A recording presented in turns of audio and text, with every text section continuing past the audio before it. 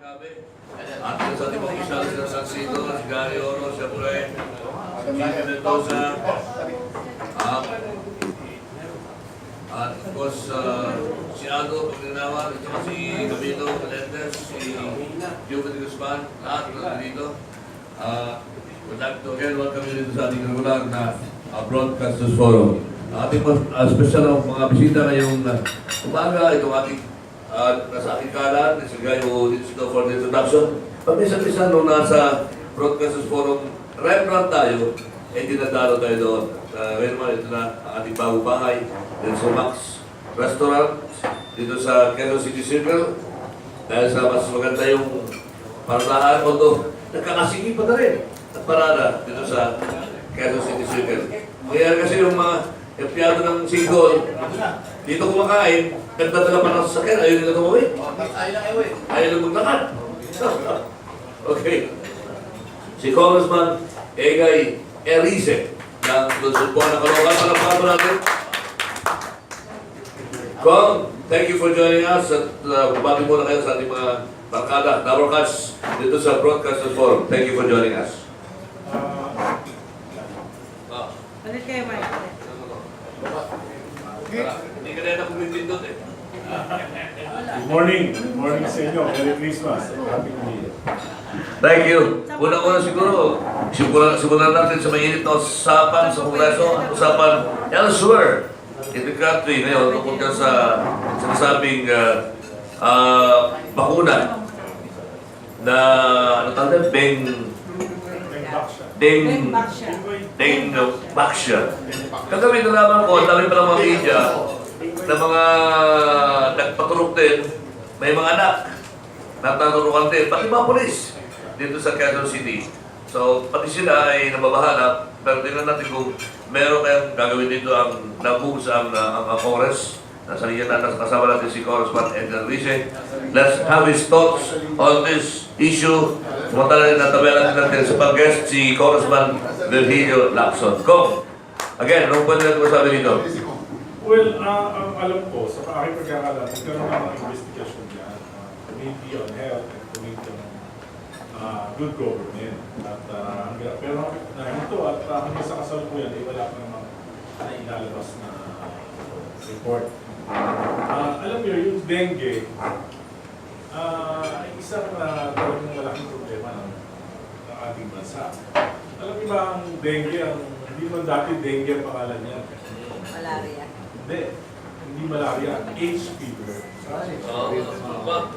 Hemorrhagic fever. At alam niyo ba na ang pangalan niya sa medical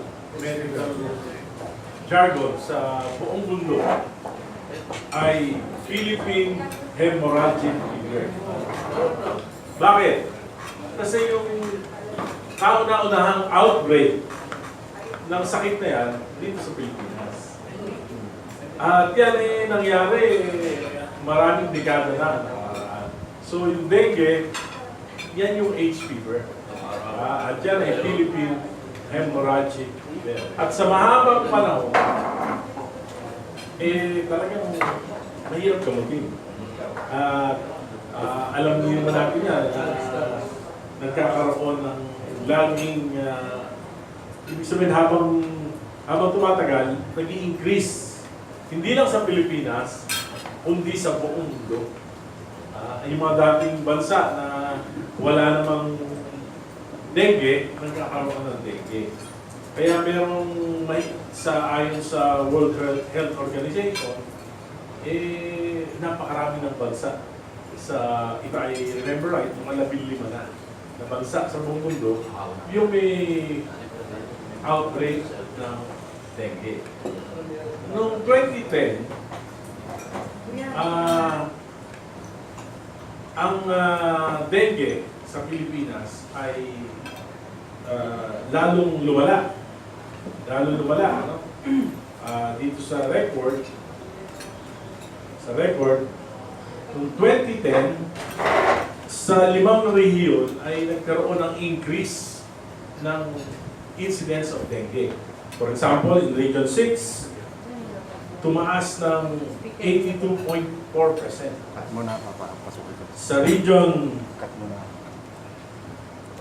7, Region 12, tumaas ng 148.6%. Ito, sa Region 8, tumaas ng 1,400%. Region 4A, 30%. At sa Region 11, 104%. Yan yung biglaang taas ng 2010. At ito ay naging dahilan ng 387 deaths noong 2010. So, si Pangulong Aquino noon, dating Pangulong Aquino, kapapasok niya lang, at ayon naman sa konstitusyon natin na talaga namang obligasyon ng gobyerno, ng Pangulo, na pangalagaan ang public health. So noong pa lang, nagsimula na yung aksyon ng Department of Health, ng Department of Science and Technology, para bigyan ng lunas. At maraming ginawa. Kasi napakamahal gamutin ng dengue. No? Siguro kung wala kang 20 mil, mahihirapan ka na gamutin ng dengue. Kaya ang ginawa ng gobyerno, gumawa ng mga kaparaanan para lunasan. Meron dyan yung mga charcoal, pepper na may tubig na nilalagay sa mga kanto-kanto ng bahay para doon makitlog at mamatay at manghina yung mga lamok. So, ganun ang ginawang paraan. Pero, siyempre, ang pinakamabisang paraan, yung vaccination. Yun ang... Kaya noong pa lang, sinimula na maghanap ng gobyerno ng vaccine for dengue. Pero, noong 2015 lang, before 2015, nagkaroon ng commercially available dengue vaccine. So, yung commercially available dengue vaccine na yan, yan yung dengue vaccine. At yan ay dumaan naman sa tamang proseso, yan ay dumaan sa Food and Drug Administration for almost a year, at inaprubahan. At saka lang, gumawa ng programa ng gobyerno para sa maramihang vaccination. Bakit kailangan ng maramihang vaccination? Kasi karamihan ng mga naapektuhan ng dengue, mahirap. So hindi kayang paggamot. Kaya, nag-alat yung gobyerno ng 3.5 billion pesos para sa dengue vaccination. Kaya, masasabi naman natin, yan parang sa ngayon, lumabas kasi nung panahon na yun, wala namang disclosure ang Sanofi na merong mga side effects. Di ba? Pero itong disclosure nila, recent nila.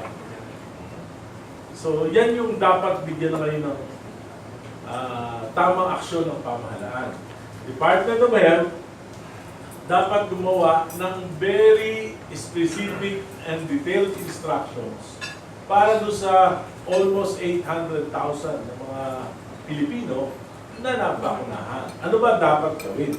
Kasi ngayon, iba-iba yung mga pahayag. Kaya sa halip na malaman kung ano yung tamang ba, nalilito. Di ba? Meron pa nagsasabi, genocide yan, may nagsasabi pa na ganito yan, dapat, ang pangunahing tungkulin ng pamahalaan, bigyan ng kalinawan ito. Ngayon, yung mga accusation of corruption, yan, imbestigahan yan.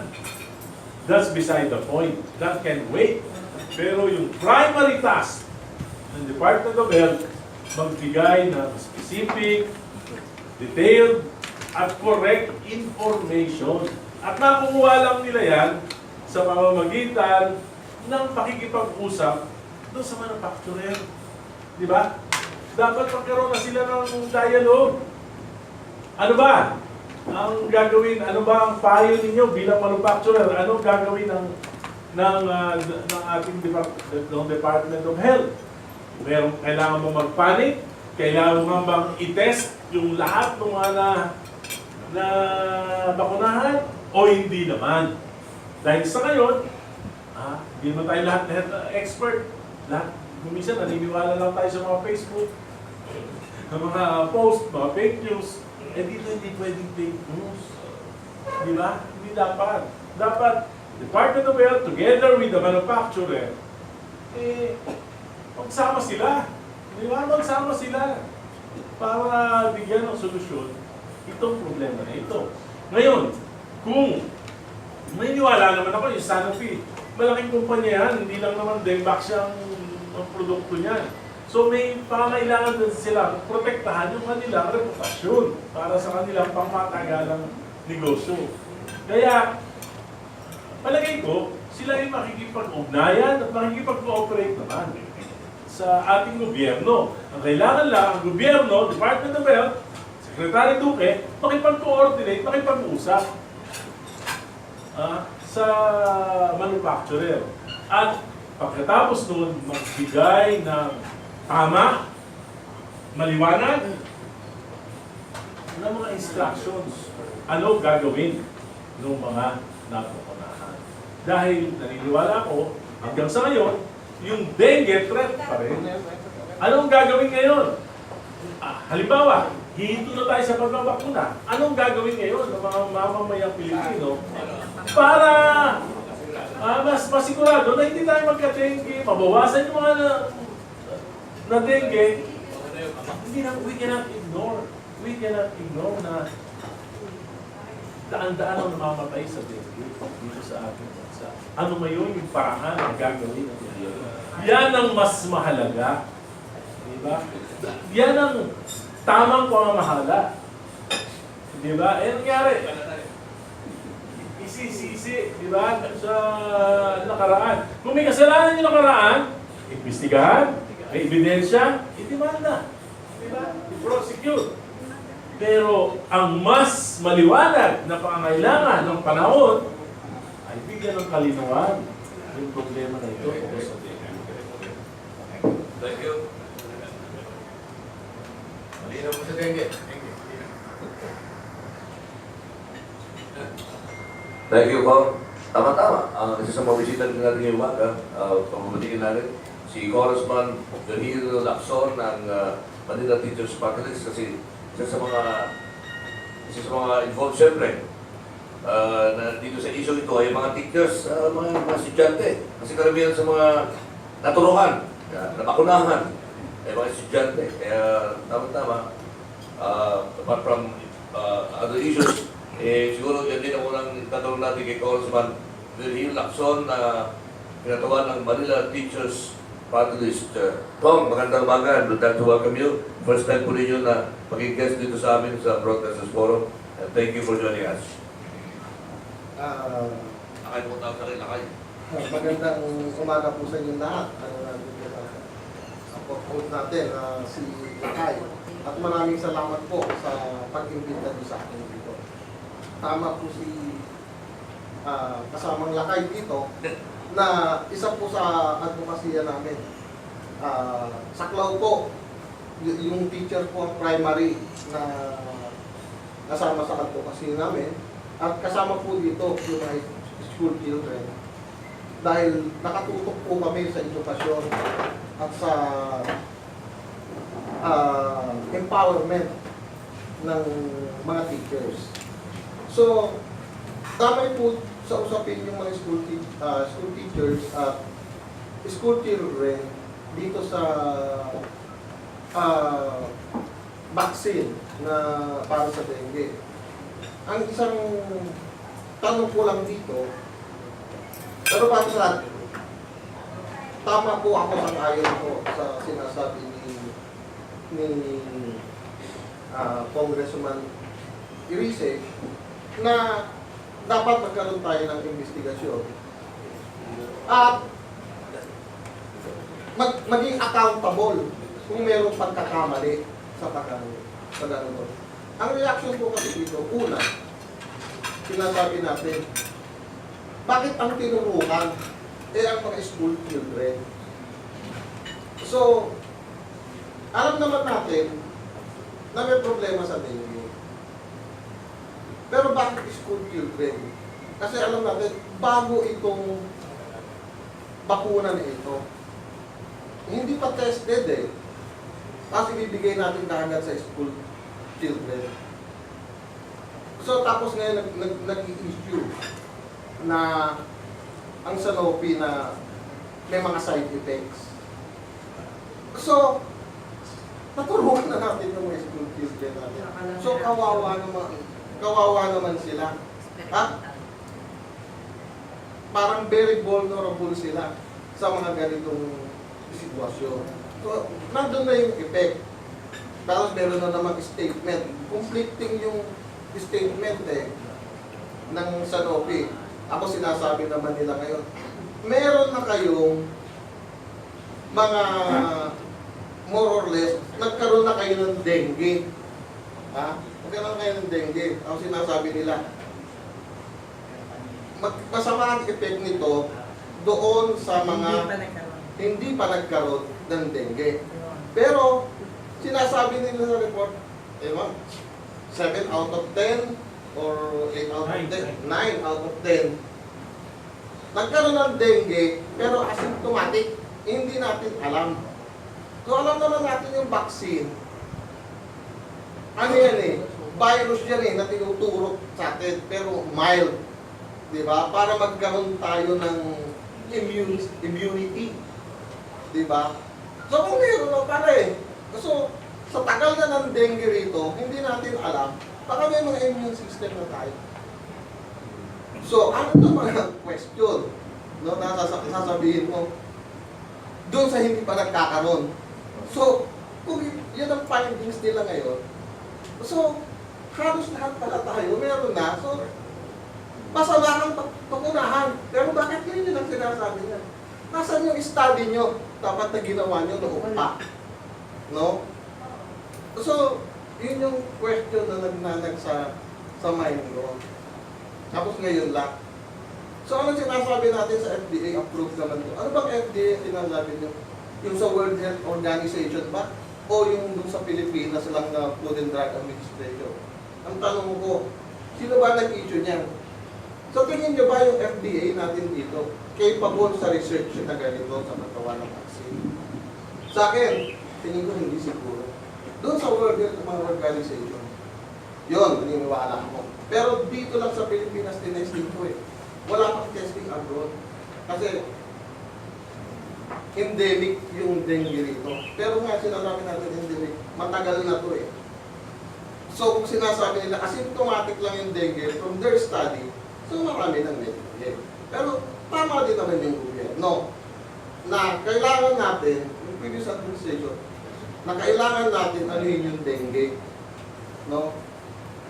I remember, kasi nung konsyal pa ako ng Malabon, nag-ano na ako nito eh, nag-resolution na ako para doon sa dengue dahil sa Malabon, at ang daming dengue, ang daming cases ng dengue. But that was 20 years ago.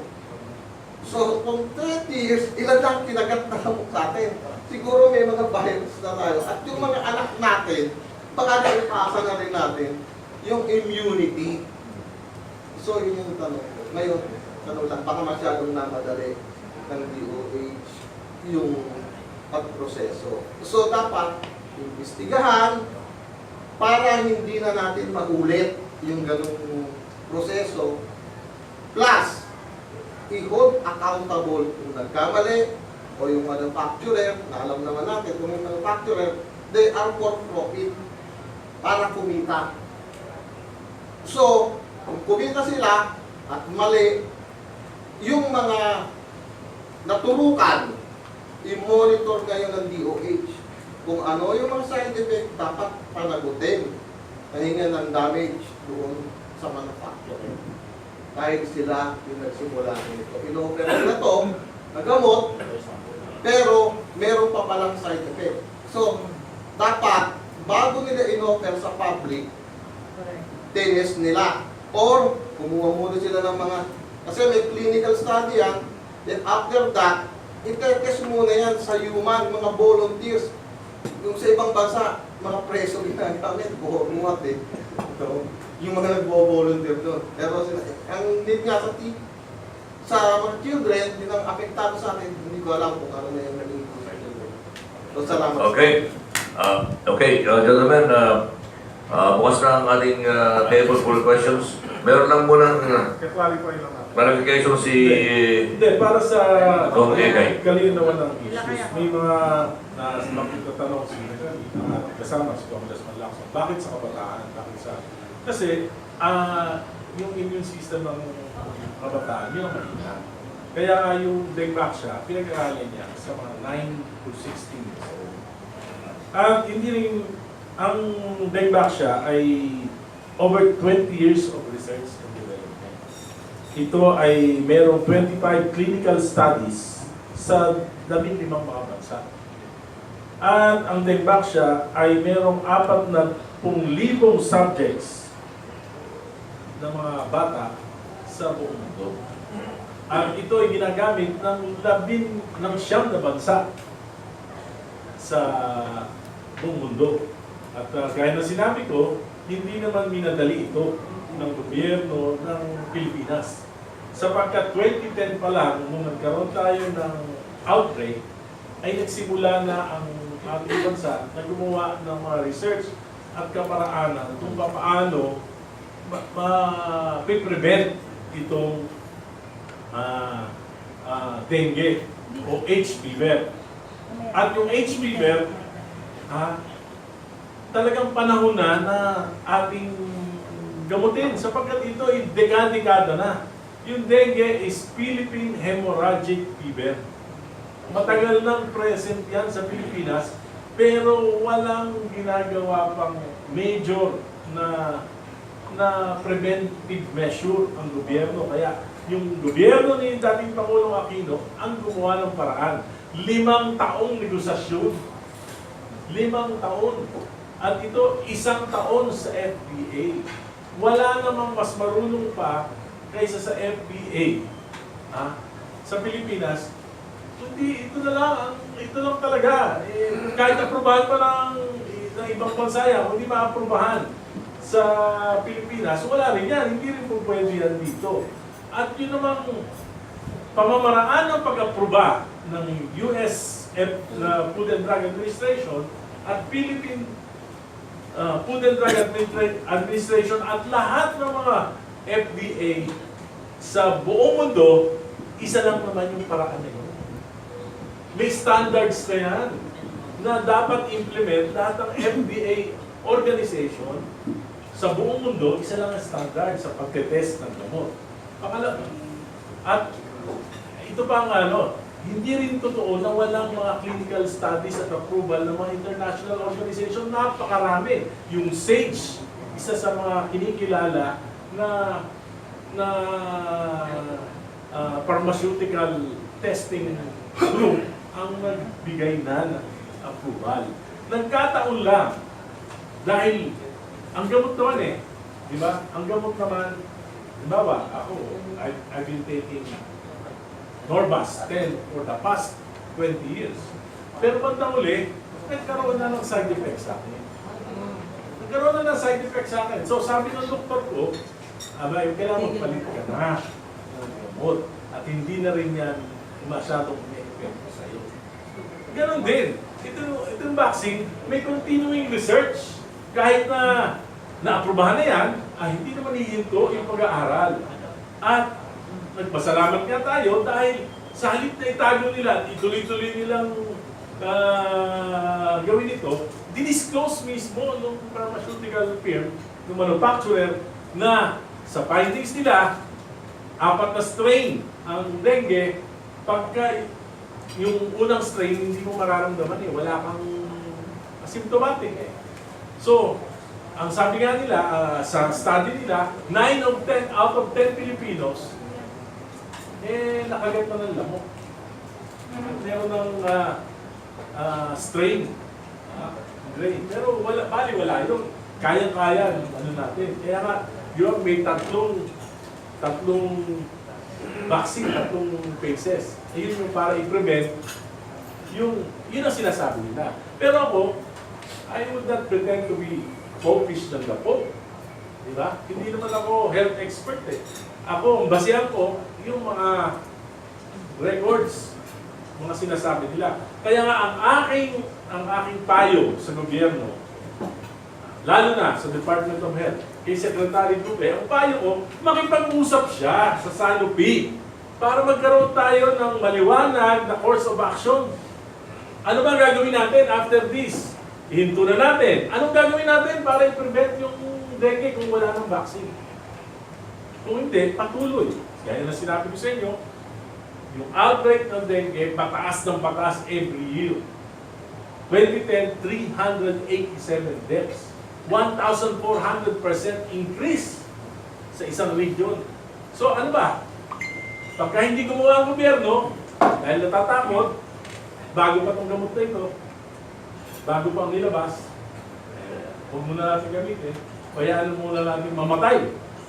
Yung average of 387 na Pilipino, taon-taon.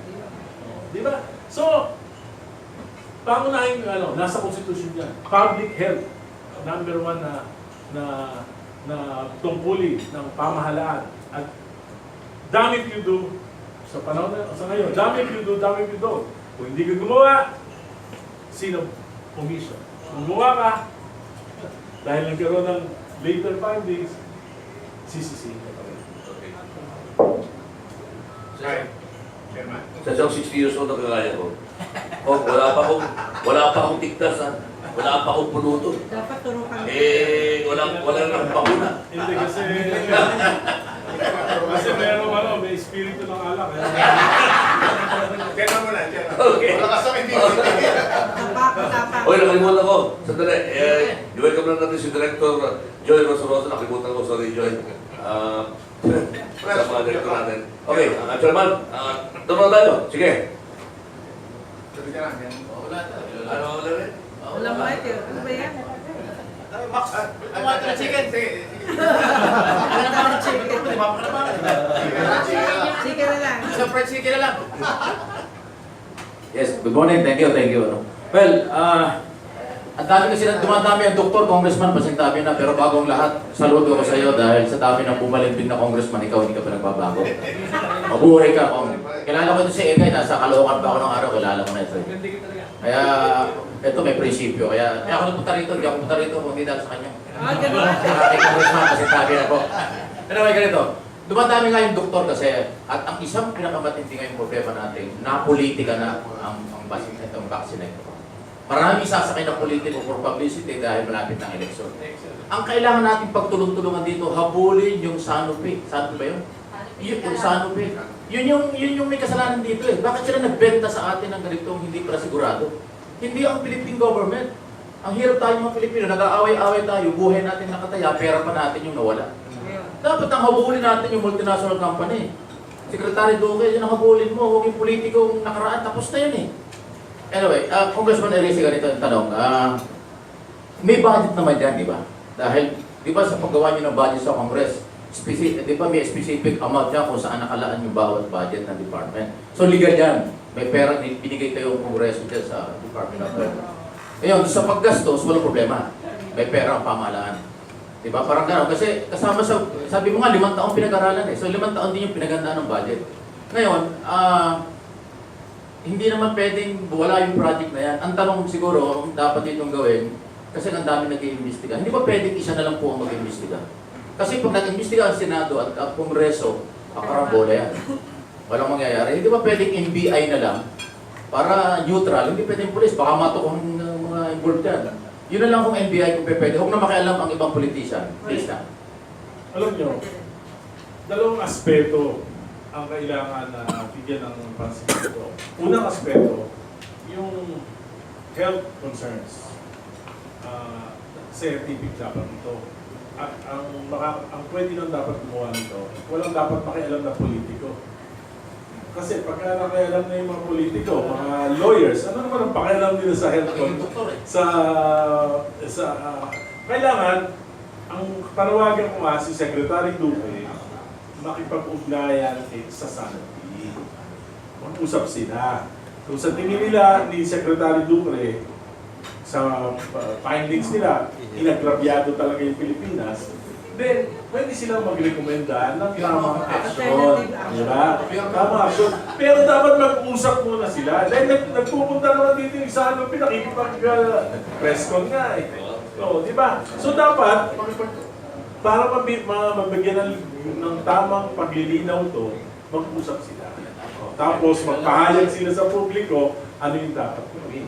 Hindi sila magkasundo at talagang nakita nila na may problema sa anopi, then papasok mo yung legal na kaparahanan. Pagdating naman sa corruption, di OJ, Ombudsman, NBI, yung mag-imbestiga sila. Di ba? Pero ang priority, yung naghihintay ngayon sa atin, yung 800,000 ng mga Pilipino, anong gagawin natin? Anong gagawin natin? May nagsasabi, nako, mamamatay. Di, baka mamatay sa sakit sa puso yun, hindi sa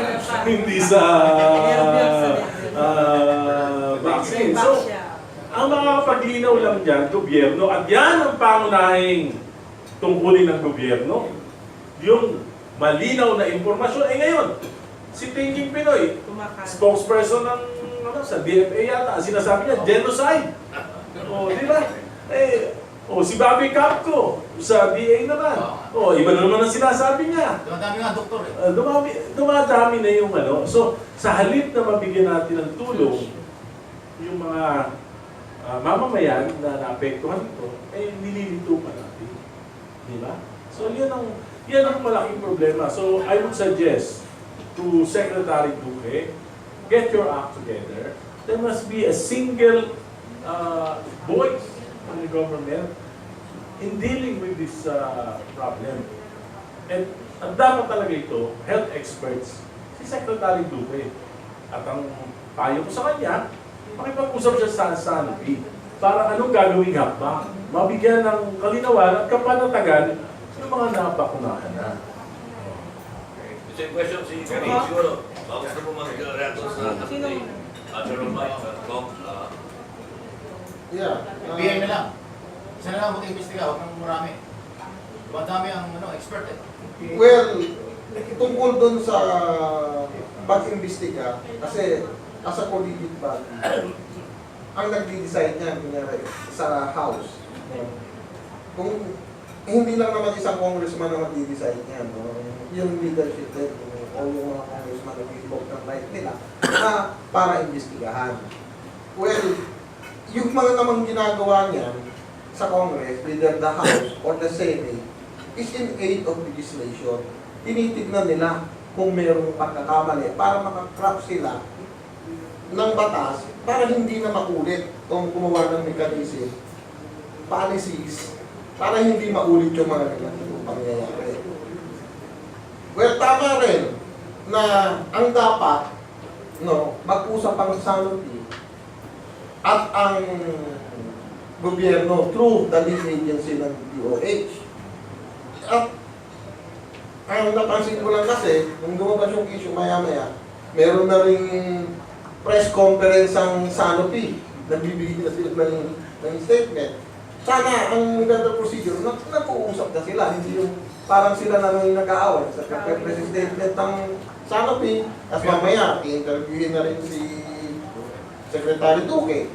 So, nag-uusap sana sila. Ngayon kung na-threshold, kasi very technical to eh. Alam natin, kulang na nabibigay pa na information ni Congressman Erice, and I congratulate him na maganda yung research niya. Inaral niya yung mga clinical studies, na ganyan.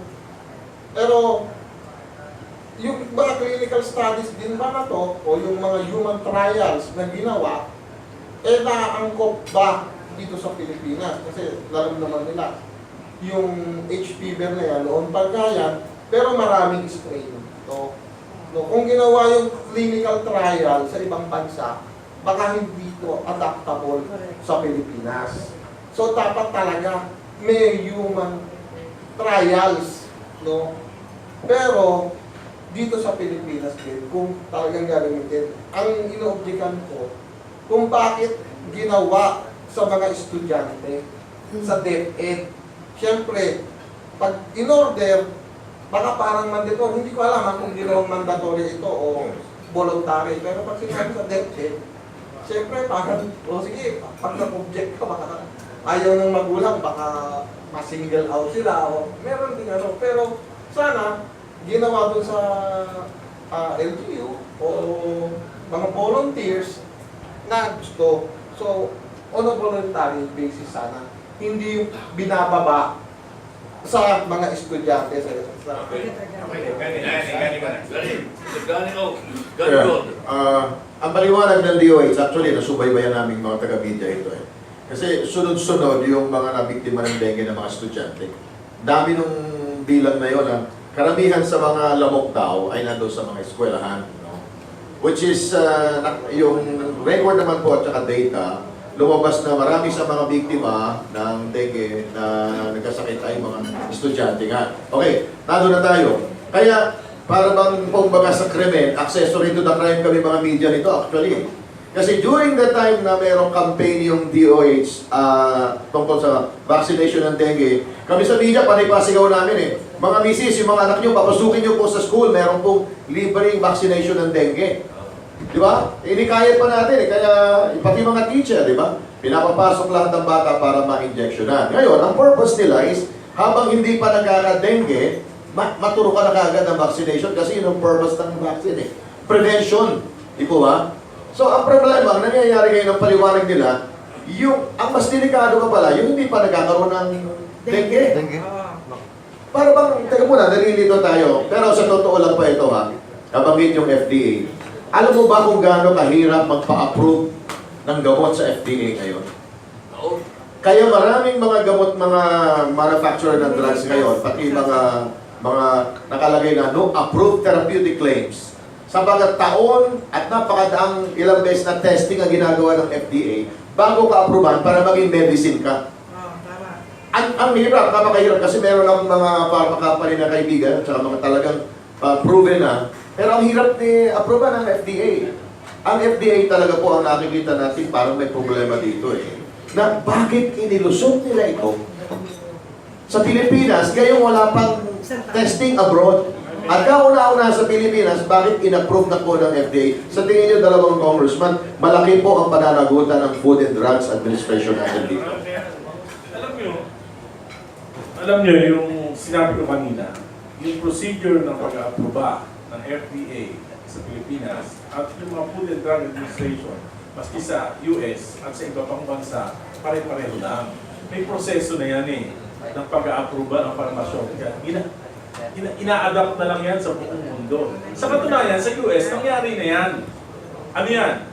Dati, yung gamot para sa morning sickness ng mga buntis. Dati inaprubahan yan ng USDA, FDA.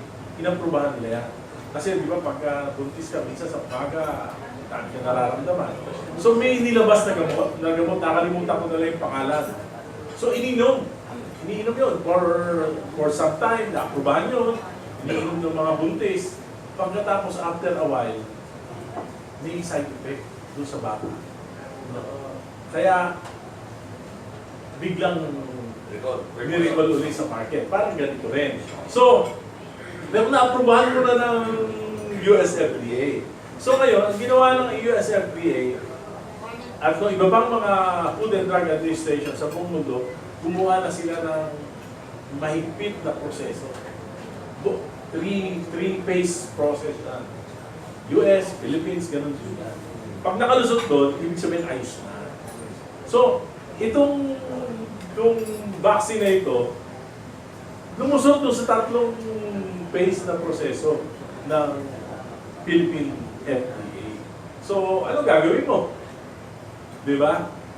Pero sabi ko nga, may continuing research kahit na yung mga gamot, ina-administer na, may continuing research at dinisclose. May obligasyon yung mga manufacturer na i-disclose kung ano yung mga nagiging resulta ng kanilang mga continuing research. At ang bakuna, maski ako nabakunahan ako noong ako ay grade school. At pagkatapos ng mga bakuna, yung karamiwan na lang na dinalagnat ka, masakit ang katawan mo.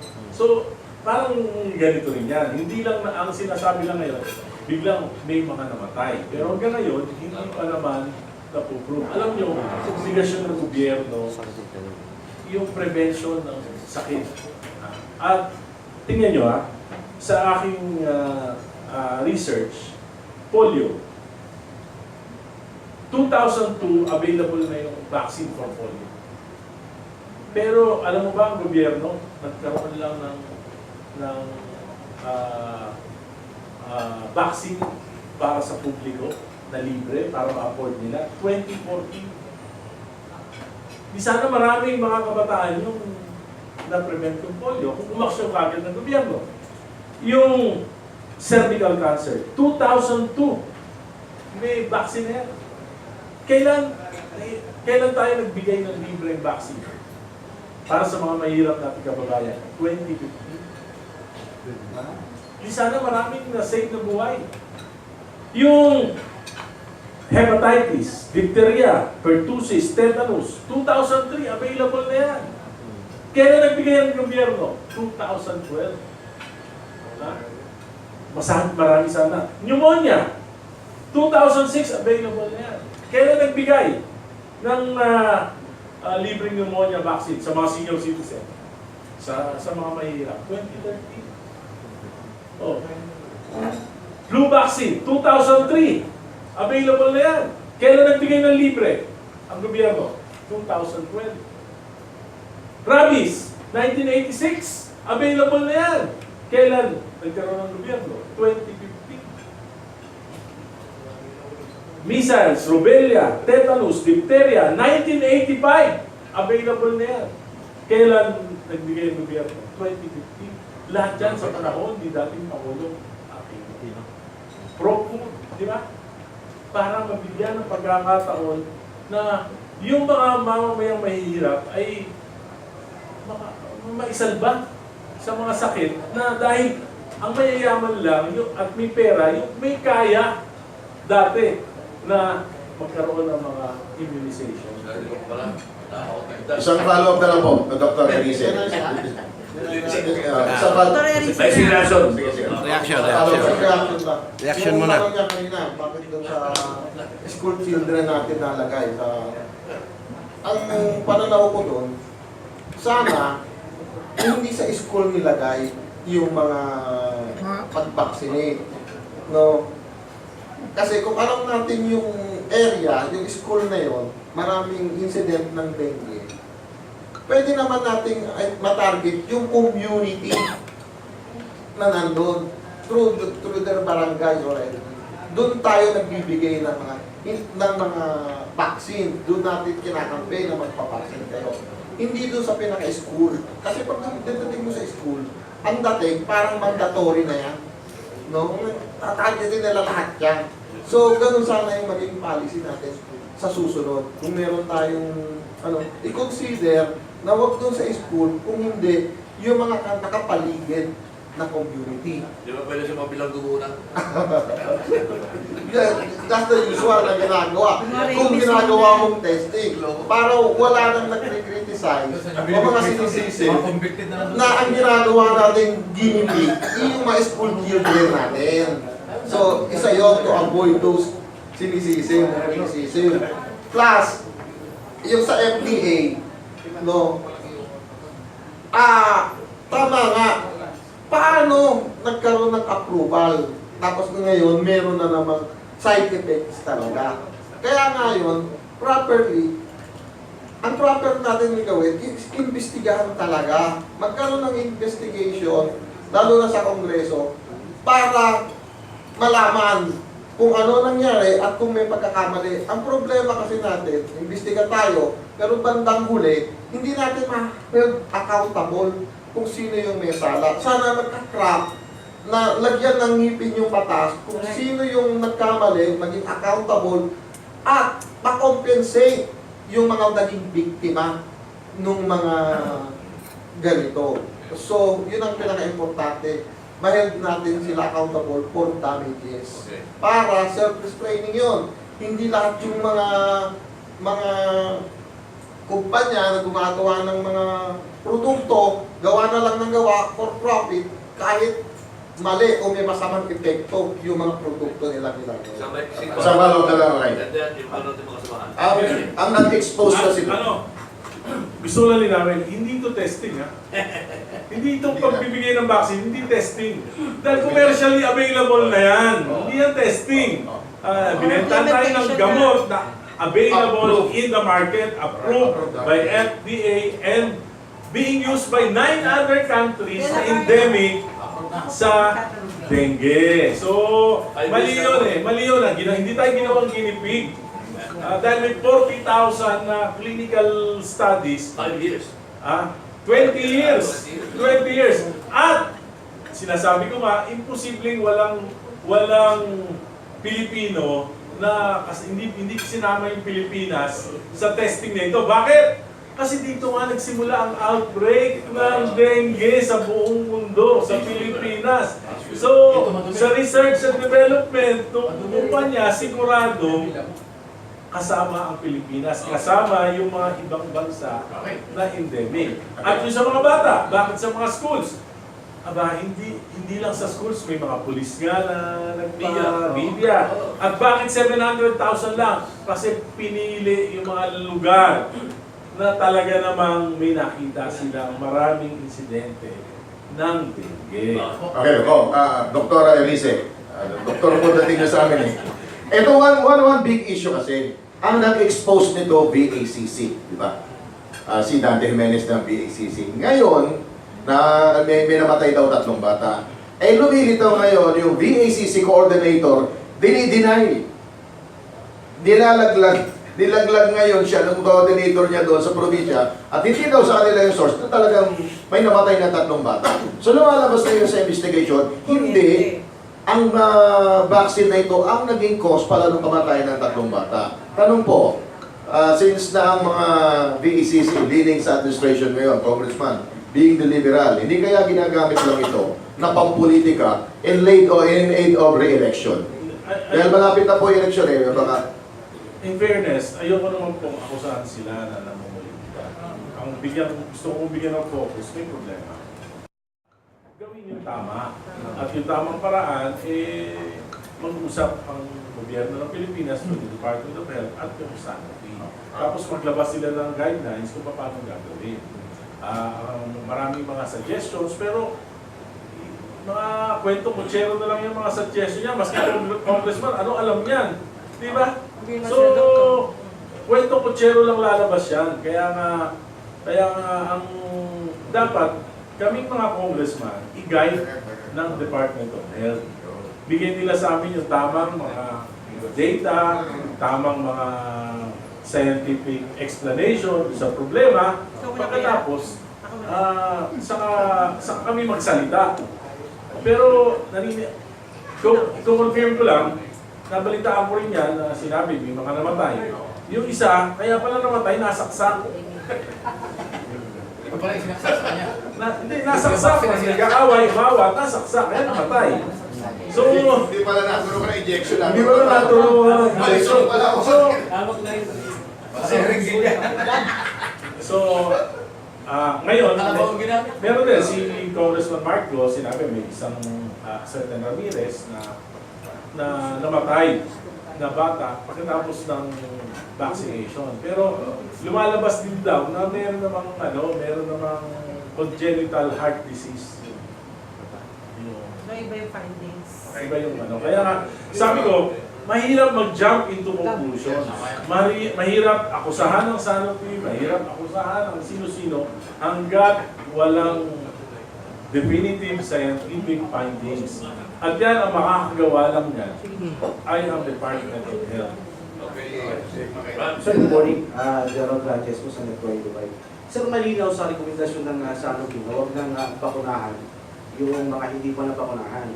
Pero sa rekomendasyon din nila na yung mga nabakunahan na ng 2 dose ay kumpletuhin yung pangatlo. Yung tanong ko, dapat mong sundin ito, which is hanggang ngayon po wala pang malino na datos yung Sanofi at saka yung DOH kung ilan sa mga 700,000 na mga bata ang nabakunahan na ng 1 beses o 2 beses na, wala pang datos. Alam mo lang, napakinggan mo yung press con ng Sanofi. At yun ang sinabi nila, makabukod din na ituloy. Nasa sa pasyente na yun, pwede naman magpa-check up sa doktor.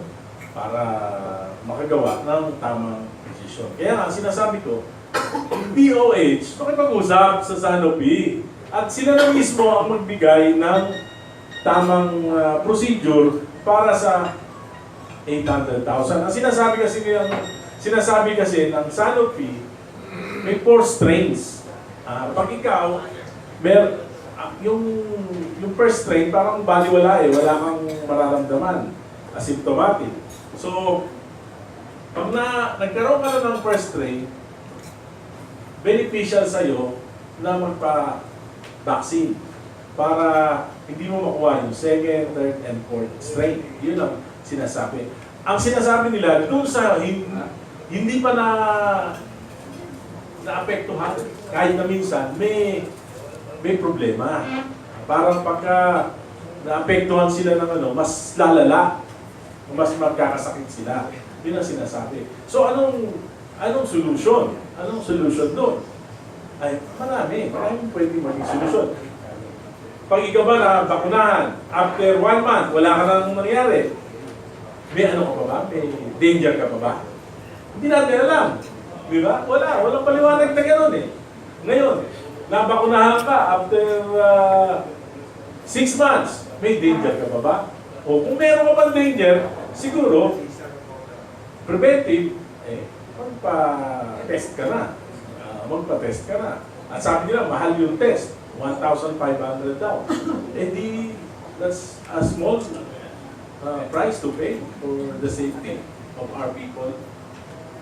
Kung 800,000, 1,500, that's around 1.2 billion. Then maybe the government can spend 1.2 billion for the 800,000 na bakunahan na. Ang sinasabi ko, dapat maliwanag yung proseso. Ang dapat naging purpose natin, bigyan ng kapanatagan yung 800,000. Pag na okay na sila lahat, sisihin nyo na lahat ng gusto nyo sisihin. Demanda nyo na lahat ng gusto nyo i-demanda. Imbestigahan nyo ng lahat ng gusto nyo i-imbestigahan. Pero ngayon, ano yung immediate problem? Bigyan natin ng kaliwanagan, bigyan natin ng definitive scientific explanation, bigyan natin ng procedure yung mga mamamayan na nakapagbakuna na. Sir, follow-up ko lang sir. Doon nga sir, rekomendasyon nila na isa-isahin, yung recommendation ng Sanofi, isa-isahin yung mga nabakunahan na at ipag-check sa doktor kung naapektuhan ng dengue virus. So ang tanong sir, sino po ang accountable sa gastos ng ito? Sanofi ba o yung gobyerno naman kung saan gumastos sa po tayo? Hindi mahalaga kung sino yung accountable sa ngayon. Ang mahalaga, i-test na muna kung kailangan. Hindi ko sinasabing kailangan. Hindi naman ako health expert. Ang sinasabi ko, kung yung mga health expert, nag-usap sila at sinabi nila kailangan, gawin na yan ng gobyerno, gastahan ng gobyerno. Ngayon, kung sa tingin nila, liable yung Sanofi, sa kanan nila habulin. Diba? Alam ka naman, habulin mo muna bago mo gamutin. Diba? So, ang obligasyon ng gobyerno, pangalagaan yung 800,000. Pag napangalagaan nila, kung sino gusto nila i-demanda, sino yung singilin, gawin nila. Pero ngayon, the immediate priority for the DOH to do is to protect the 800,000, almost 800,000 na bakunahan na. At yan, magagawa lang nilang maprotektahan kung magkakaroon na sila ng maliwanag na instructions dun sa kulang-kulang 800,000 na bakunahan. Ladies ko na. Okay. Ito si Julie, may anak na bakunahan ito. Hindi. Good morning po sa lahat. Julie de Guzman, DWBL. Una-una, salamat Congressman Erice. Yung galit ko nawala nung narinig kita. Actually, yung information talaga napakalaking bagay. At yung aking pinsan po kasi na 9 years old, medyo nagdadalang hati yung bata at yung mga magulang. Dahil doon sa naririnig nila na magiging outcome after 3 to 5 years. Okay, gusto ko lang pong ipaalam yung clinical studies na sinasabi ni Congressman Erice. Kasi nung time na kami po ay nakapag-forum kasama si Secretary Garin with the experts, yung mga doktor na nagsasabing Secretary Garin, baka pwedeng i-hold mo muna ng 2 weeks bago mo aprobahan yan dahil kailangan natin siguraduhin na hindi makakasama sa mga taong i-injectionan. Ang tanong lang po ng mga kababayan natin, bakit daw po hindi hinintay yung 2 weeks to approve? Kasi ang nagsalita po dito, i-quote ko na, si Dr. Tony Lanchon at si Dr. Nance. Sila po yung mga researcher that time, no? That time. Kasi ako po nakamonitor sa lahat ng importante pagdating sa health. Gusto ko lang malaman, nakaabot po ba sa informasyon nyo ito, Congressman? Kasi po, ito po ay isang malaking... Hindi ko alam. Wala po akong alam. Ayan, wala kayong alam. Okay. Kaya mabuti pa ang tanongin natin dyan Opo. si Secretary Garin. Ayun, thank you po. Tapos, Congressman, why don't you make a statement na nakakatulong? Kagaya ko, sinabi ko nga, di ba? Na less yung worry ko dahil nagsalita kayo. Kung hindi ako nakarating dito, baka ang tingin ko sa lahat ng mga nag-approve yan, patayin na lang isa-isa. Di ba? Ibig sabihin, you make a very responsible information ngayong araw nito na ikinatuwa ko naman. Kasi biktima ko kami, pamilya namin lahat na injectionan ng mga bata na age 9 to 16 years old. Mga pa naman. Yes. Mga pa. Siyempre, wala pang 3 years. Ibig mo, hihintayin yung 3 years, parang may talent sila. Hindi nga natin alam kung 3 years. Yun ang sinabi. Yes, 3 to 5 years. Kaya ang ating panawagan kay Secretary Tukay, gumawa na sila ng definite na instructions. Ano ang gagawin ng mga nabakunahan? Ako sang-ayon ako sa sinabi mo, Kong, na gamutin muna ang problema bago hanapin kung sino ang responsible. Kasi tama yun. Pwede naman sabay din. Pero ang pinaka-priority, paano natin poprotektahan yung mga nabakunahan? Okay, salamat po. Okay. Gentlemen, okay ba? Tapos na tayo sa issue ng kasi samantalahin natin ng presentasyon ng dalawang congresista dito, di ba? Baka pwede natin magtanong sa iba pang congressional issues, di ba? At ang dito natin kaibigan si RJ, Javellana na, of course, leader ng consumers and computers. Mamaya, pagkatapos ni Congressman, nandito yung abogado ng BACC. Ay, oo. Sila yung nagpapuntok nito MRT rin. At saka kung nakurente rin sila kasi hindi naman pala namatay sa dengue yung nabalita. Baka si Atty siya may dala na ano. Sabi ni Gani Oro kanina, hindi rin totoo. Eto, nandito na yung abogado, tingnan natin mamaya. Pakambola na ito. Sandali. Pastor. Ngayon, ang nangyayari po ngayon ay parang paulit-ulit ang nangyayari sa ating bansa. Lalo kapag yung pong ating mamayan may mga problema, hindi nagkakaroon ng kalutasan dahil po sobrang politika ang nangaganap. Kung pwede ba ako mga congressman, na sana naman po magkaroon tayo ng isang House Bill, na yung election, bago muna pumorma, after 2 years muna, kasi masyado pong malala Ang nangyayari, puro politika, forma ng forma. Kahit pagka po hindi ka kilala, forma ka sa panahon ganito, ay makikilala ka. Kung pwede mo ba makagawa kayo ng House Bill na naglalayo na kapag ka yung politika ay huwag mo nang gawin after 2 years sapagkat yun po'y magiging parehas para kapakanan po ng mamayan ang kailangan, Mr. mga congressman. Kaya ba, ang neophyte na kongresista, ang unang-unang tanongin muna natin, ang neophyte na congressman, ang Virgilio PG, ano po ni PG? Lacson. BGO kasi from the Virgilio to BG.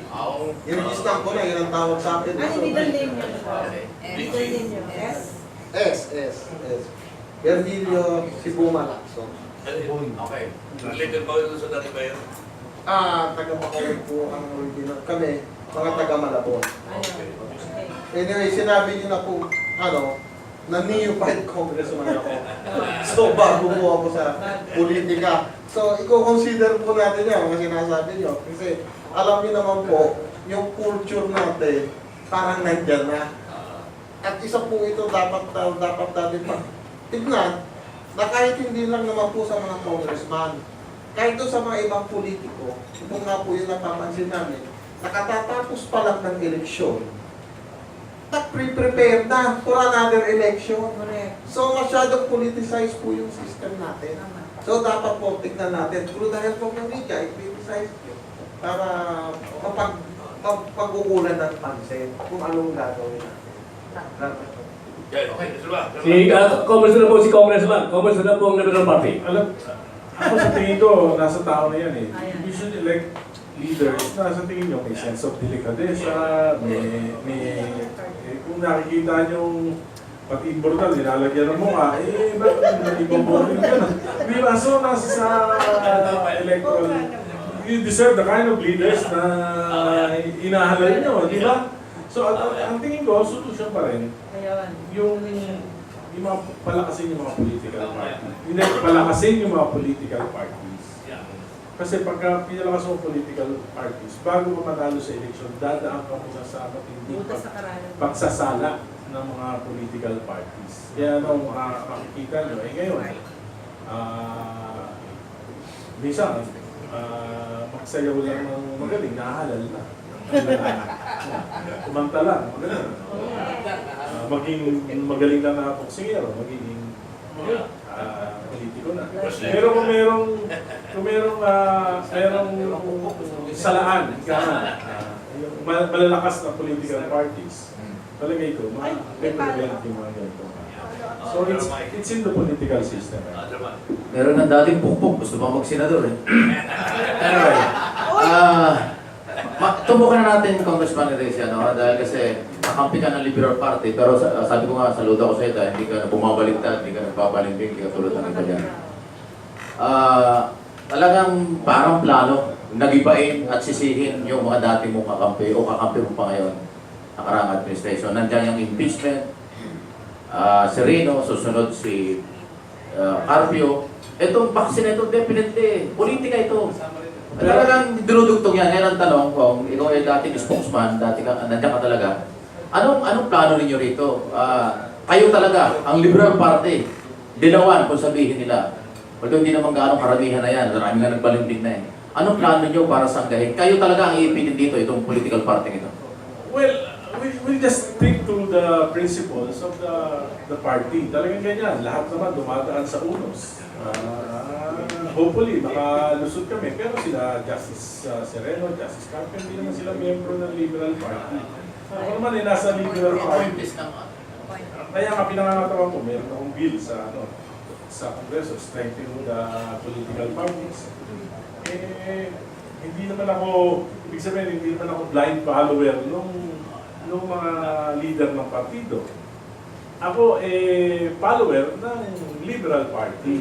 Kasi naniniwala ako sa prinsipyo at sa paniniligan ng partido. Ngayon, may mga nagkakamali kami mga leader, hindi naman ako sasama sa tingin ko sa pagkakamali. So, palagi ko dapat ganun dapat ang maging prinsipyo na palakasin talaga yung mga political parties at makahanap tayo ng mga tamang leader sa ating bansa. Yung isa lang, related lang sir, doon sa impeachment na parang masyadong mahaba na. Ito, tagal mo na sa Congress. Ano bang baso ko niya? Anong tingin mo niya? Kasi parang simple lang. Sinisira na ni Atty. Sinisira na ni Atty. doon ang mga senador. Sinasabi niya meron 200 million, pero dinidina niya kasi napagalitan siya kahapon. Pero sa kanya nang galing talaga yun. Ang tingin ko, overstretched na yung committee. Kasi sa tingin ko, ang committee naman, Committee on Justice, ang kailangan lang nilang hanapin kung may form and substance.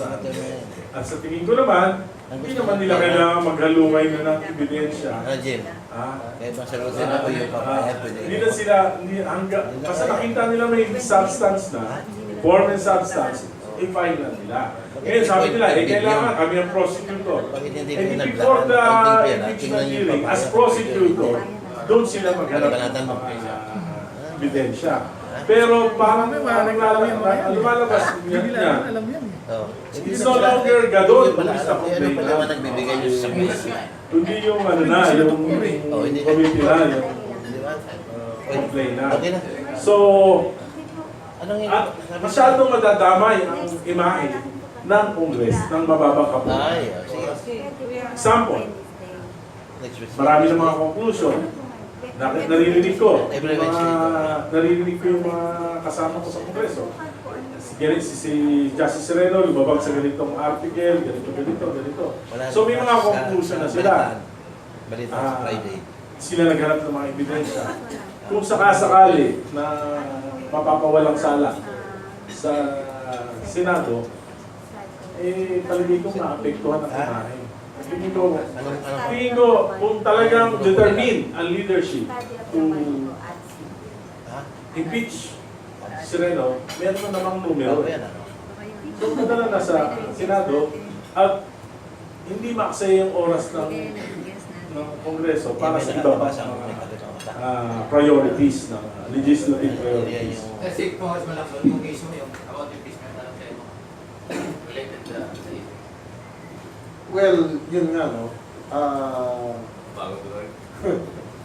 Napapagod na rin dahil sa mga issue na nakikita natin. Talagang overstretch na.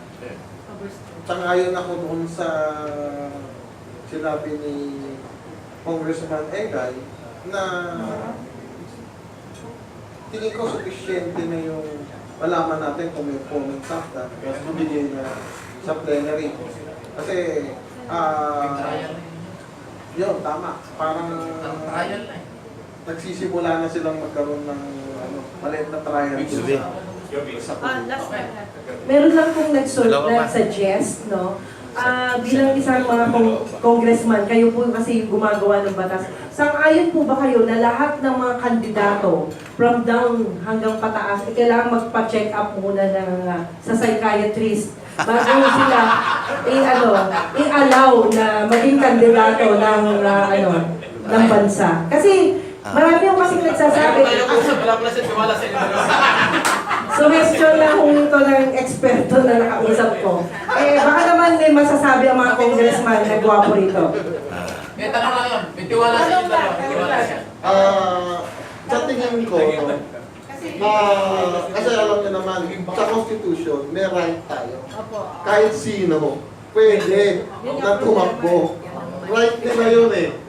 Ngayon, tayo naman siyempre, mga botante, responsible tayo. Kaya nga din natin kinikilatis isa-isa.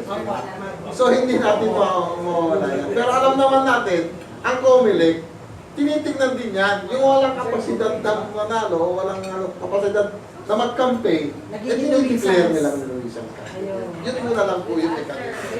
Okay. Alam niyo, yung very trivial, alam niyo ba na dito sa room na to, pagka tayo nagpa-psychoanalysis, baka 70% sa atin may personality disorder. Di ba? Baka 90%. Meron lang degree. May tama ka na. Hindi mo naman malalaman kung meron kang personality disorder. Hanggang hindi ka Check up. psychiatric test. So, hindi natin alam. Ako, I would not assume na ako 100% na baka meron din akong personality disorder. Hindi ba alam. Pero, may degree naman yan eh. Ngayon, pag lumalabas na talaga, nagmamanifest na yun sa mga ginagawa mo, sa mga sinasabi mo, sa mga action mo, that's the time na lalabas naman yun. Pero kung talaga lumalabas, okay lang yun. Kahit na meron kang doyo na paminsan-minsan. Thank you very much. Thank you po. Thank you. Tama yun. Sa totoo lang kung magkakaroon ng inspection dito, marami sa atin dito ang may problema may erectile dysfunction na. Kaya kailangan natin pakuna ng side effect, front effect. Yan. Okay, ako pagpapaalam kasi meron akong bakit, alam nyo na. Si Chairman Mike muna ako muna dito. Okay, thank you. At si Chairman Mike ng upo, may mga bisita pa tayo dito. Si RJ. At secretary, siyempre nandito, baka mayroon tayong update sa MRT ring. O ano man mga balita na kanyang gano'n sa atin. Okay, thank you. By the way, December 13 na yung ating Christmas party at meron tayong exchange gift worth 300 pesos para sa kahit anumang uri ng kitchen kitchen warfare. Kitchen Kitchenwares. ware na kung pwede yung dalhin para sa ating Christmas party. Thank you. Wala kayong dala, may lang kayo traso sa kusina ng Max. Marami ka. Thank you, Mr. President. Mabuhay ka. Alam nyo kasi, may obligasyon yung television kasi hindi pwede sa mawala ron eh. Pero last 30 minutes daw si Kong 1 hour pa. Pahapon pa. Congressman Erice, ang tanong ko lang po, merong si Atty. doon, may sinasabi ngayon na 200 to 300 billion na isusuhol doon sa mga senador para palusundin sa impeachment si CJ Sereno. Ang tanong ko lang po, since na dinidinig ito ngayon doon sa Kamara, wala pa kayong naaamoy na meron din ganun doon sa Kamara? Tingin ko medyo may konting katausiyan eh, gano'n. Psychiatrist na. Ayan, sabi ni Joby kanina. Anyway, nandito rin sa nagkagdagan yung guest natin, dito si RJ at saka si Atty. Vitangcol. Si Atty. Siya yung abogado ng isa sa mga lawyer ng Volunteers Against Graft and Corruption. Ito naman alam mo naman si RJ. Kalaban nito mga mayayaman na abusado. Okay. Darating si Kong. Naliligo lang. Anyway, sige. Ano? Last 30 minutes pa si Kong, ha? Dahil maraming bisita pa sa Congress. Ano yung sagot mo kanina? Ba't hindi yung sagot ni... Sir, wala ka lang yung explanation doon sir. Personality disorder. May problema daw kasi, alam mo kaibigan ko si Atty. doon, nagugulat din ako sa sinasabi niya sa tao lang. Kasi ako, nag-cover ako ng impeachment na era, may corona, walang ganyan, hindi pwede yung ganyan. Kasi, huwag mo aawayin ng mga judge. Talo ka dyan. Una-una, 23 lang ang senador. 16 vote ang kailangan niya para manalo. Inaaway mo pang ganyan. Ay baka maging zero po, baka maging baliktad ang sitwasyon. Dapat ang mga senador judge, huwag mong galawin. Hayaan mo sila. Wala parang ano lang kasi. Parang lumalabas yata, gusto niya i-kondisyon yung isip ng tao para if ever na ma-absuelto nga doon sa Senado, parang isipin nila, pamukha nga meron. Tingin ko si Atty. Rolando may illusion of grandeur. May illusion of grandeur. Kaya gano'n ang kanyang pag-iisip na akala niya dahil nakapag-file siya ng impeachment at dininig sa House, napaka-importante ng tao niya na sa ating bansa. At kaya maski yung mga hinalal ng mamamayan, mga ginagalang ng mga Pilipino, ng mga senador, ay nagka-cast na siya ng doubt. Diba? Aspersion na para pagka na-absuelto, o sa kasali na-absuelto, sasabihin niya, yung mga nag-absuelto ay nabigyan ng mga oligarchs daw. Oligarchs. So, hindi natin alam, pero tingin ko, maling-mali yung ginagawa ni Atty. Gadon at hindi siya nakakatulong sa ating demokrasya. Alam mo, personal ko lang ito, opinion din. Alam mo, kaibigan ko kasi Atty. Talagang hindi tama yung ginagawa niya. Una, alam naman natin kung sino nasa likod niya. Marcos loyalist yan, inaamin niya. Kahit mo, nung mag-recess yung Congress, nandun sa buong pamilya, nasa Ilocos. Red carpet, nasa lubong sa kanya ng mga Marcos doon. May mga picture pa siya nilabas. Pangalawa, nasa likod niya, yung Gloria Macapagal Arroyo. Pangatlo, itong administrasyong ito, nasa likod ni Atty. yan. Kaya, ang mga tayo sa media, maging marunong tayo rito. Huwag kayo masyadong sasakay, kawawang bayan natin pag lagi na lang ganyan. Maraming pasaway. Sa libro na ito, marami rin naghahanap buhay. Anyway, well, si RJ muna bago si Atty. O si Atty. muna, na-related dun sa vaccine para matinig ng ating dalawang congressman. Kasi si Atty. siya po yung abogado ng VACC na parang sila yung nag-umpisa nito eh.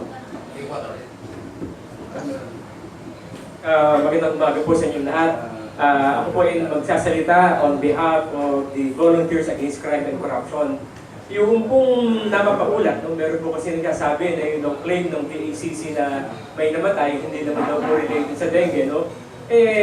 Wala po silang pruweba. Pero sa kasalukuyan po, meron pong mga coordinators ang KICC na ngayon po ay nasa Pampanga at Tarlac dahil meron pa rin pong reported na mga bata na nagkaroon po ng sakit dahil po sa vaccination ng dengue. Kaya ito po ay kinukonfirm po namin at kami po ay nangangalap na mga ebidensya at binabalak po namin na mag-file ng class suit laban po dito po sa manufacturer ng dengue vaccine, ito pong Sanofi Pasteur International. Hihingi po natin dito, no? Kasi usually po, kapag ang class suit ay i-final na, ay ipapakita mo na mayroong damage na incurred doon po sa mga inire-represent ng class suit. Dito po, ang hihingin po natin, maghahanap lang po tayo ng ilan na mayroong pong nangyaring damage at hihingin po natin sa korte na mag-establish po ng isa pong dengue victims fund. Na ito pong dengue victims fund na ito, ang pagbabayarin po natin dito ay ang Sanofi. At pagkatapos po, kasi iba-iba po ang reaction time ng mga bata. Kapag meron pong nabakunahan na nagkaroon po ng sa masamang palad ay nagkaroon po ng karamdaman, ano? Dahil po dito sa vaccine, let's say 2 years from now or 3 years from now, sila po ay po pwedeng kumuha ng karampatang kabayaran galing po dito sa victims fund na ipapa-establish po natin sa korte. So ito po ang inaasikaso po ng legal team ng Volunteers Against Crime and Corruption. At ngayon po, naghanganap din po kami ng mga dokumento, no? Galing po sa iba't ibang lugar, doon po, especially sa mga nabigyan ng vaccine, ano? At ito po, hindi po ito against the previous administration o against the sitting officials now. Ito po ay against dito po sa manufacturer ng vaccine. Dahil napakilaman din po natin na tayo po ang isa sa mga kauna-unahang binigyan ng vaccine, ano? Na wala pong talagang established na base para sa itong mga pasyente na ito. So, ito po ay magiging isa sa pinakauna, no, na ipa-file po ng Volunteers Against Crime and Corruption. At kami nga po ay nakikiusap sa iba pang mga magagaling na abogado na makipag-coordinate po sa Volunteers Against Crime and Corruption para po sa mag-file ng mga suit na ito. Ito naman po ay hindi po ito unahan, hindi po ito pataasan ng ere, hindi po ito kung sino ang magaling na abogado. Ito po ay para sa bayan at para po sa mga ating mamamayan na maaari pong magkaroon ng kapahamakan sa mga darating na panahon. Maraming salamat po. Arjen, no? Pakilang attorney, kasi although karapatan yung mag-file ng kaso, pero ang pagkakaalam ko kasi dyan, pag nag-file ka ng kaso, mahirap nang tanongin yung mga yan. In aid of legislation. Maniwala kayo sa akin. Kasi ang sasabihin ng mga resource person nyo sa Congress, no comment na kami dyan, may kaso na kami. O, paano tayo magkakaroon ng liwanag? Kaya, attorney, baka naman pwede, tapusin muna yung investigasyon bago kayo mag-file. Kasi pag nag-file ka ng kaso, natahimik na yan. Hindi natin pwede ibigay. Ako, I have no qualms with the private sector, with the persons vaccinated to file class suit. Karapatan naman nila. Pero sa tingin ko, ang gobyerno, ang dapat maging aksyon, magbigay ng maliwanag na instructions. Ulit-ulit ko sinasabi, maliwanag na instructions sa mga nabakunahan. Anong gagawin nila? At magagawa lang nila ito kung makikipag-ugnayan sila sa manufacturer. Yung tamang paraan na gagawin nila, magagawa lang nila. Kung makikipag-ugnayan sila sa manufacturer, magkakaroon sila ng pagkakasundo kung ano yung tamang paraan, pinaka-epektibong paraan na maproprotektahan yung mga nabakunahan. Kung yung mga nabakunahan ay magdidesisyon na mag-file ng class suit, walang problema yun. Pero dapat ang gobyerno, ang gawin nito yung trabaho nito na magkaroon ng tamang information based on scientific facts sa publiko. Attorney, kaya ko lang nabanggit yun kasi hindi lang ang mga congressman, senador in aid of legislation mahirapan sa question and answer. Magdi-deny na yun talaga, hindi na talaga sasagot. Pangalawa, kami sa media hirap na rin. Kasi pag nag-interview kami ng mga taong yan, hindi na kami pwede sumagot sa inyo, nasa court na yung kaso eh. Doon na lang tayo sa court makikita doon. Ano mangyayari? Mabibitin tayo lahat. Anyway, karapatan naman yun. Sige, nasa inyo yan. RJ, sa side naman ni RJ, ito si RJ, ito yung, baka itong isang binabantay nito, yung sinasabi ni Gato na namimigay ng pera sa Senado. Diba, sabi niya, mga oligarch ang kalaban nito eh. Dahil mga nagpapayaman sa kalikasan. UFCC, anong update natin? Thank you, Mike. Magandang umaga po sa ating mga kagalang-galang na kongresista narito at sa media. Habang abala po tayo dun sa pinag-uusapang virus, meron pong tahimik na virus na niluluto. Ang tawag po namin dito ay monster virus, tax reform for acceleration and inclusion. Ito po ay hindi lang simpleng virus. Ito po ay habang buhay na papasanin ng taong bayan kapag ito ay naging batas na. Tahimik po na nag-uusap ang BICAM sa ngayon para ipasa yung pinakahuling bersyon bago pirmahan ng Pangulo. Para po sa United Filipino Consumers and Commuters, ang mga bagong taxes na ito, lalong-lalo na po yung excise tax sa petrolyo at yung patungkol po doon sa issue ng housing ay hindi po katanggap-tanggap. Bakit po? Alam naman natin ang excise tax sa petrolyo kapag gumalaw, gagalaw po ang presyo ng kuryente. Gagalaw din po ang presyo ng tubig. Ito po ang mga tunay na virus, tunay na monster na paparating sa susunod na taon. Ito po ba yung ipinapangako ng ating gobyerno ng pagbabago ay parating na? Yun pala, merong monster virus train bill. Ano po? So, ang aming panawagan ay simple lamang. Sa usapin ng housing, yung low-cost housing, ang nais po namin ay no to new taxes. Status ko tayo doon sa 3.2 million pataas. Ano po? Na batable, na merong 12% VAT. Pero ngayon po, ang nais nila, mula doon sa 450,000 ay gusto na nilang gawing 2 million pataas. So, ibig sabihin po, yung 15 million OFW natin, na kaya po pumupunta ng ibang bansa, ang unang pangarap nila ay magkaroon po ng disente at murang bahay. 60% ng OFW po natin yan. Pero dahil po rito sa monster virus train bill na ito, ang mga manggagawa nating OFW na umaabot po ang interes halos 40% sa pag-ibig fund at nadadagdagan pa ng 12%. Dahil po sa panukala ni Senator Sani Angara, sa panukala po ni Congressman Dakila Kuwa at ng mga iba pang miyembro na BICAM, abala tayong lahat sa usapin po ng impeachment. Abala tayong lahat sa usapin ng dengue vaccine. Abala tayo sa usapin ng terorismo ng NPA. Pero ang tunay na terorismo ay parating na po ngayong 2018. At yan ay ang bagong pabigat na buwis sa ordinaryong manggagawang Pilipino, sa mga Pilipinong hirap na sa taas ng presyo ng bilihin at iba pa. Maraming salamat po. Bigyan natin ang pagkakataon itong ating dalawang congressman dahil dumaan sa kanila yan eh. Congressman Egay. Well, sa tingin ko po, ako, I will be very objective. Pagdating po sa petroleum products, pag tumaas, talagang matatamay tayo lahat. Yun pong sa housing, napakalaki ng problema, lalo na sa Metro Manila. Napakarami namin informal centers, so lalo madadagdagan. Sweetened beverages, although may mga health concerns, pero yung masang Pilipino, tataas yung Cola, yun naman yung libangan. Yung mga magsasaka na ang tanging kaligayahan makainom ng Cola pagkatapos nila magsaka maghapon, medyo maapektuhan. Sa automobiles, okay lang sa akin yan. Na taasan, lalo na ngayon, masyadong na-traffic.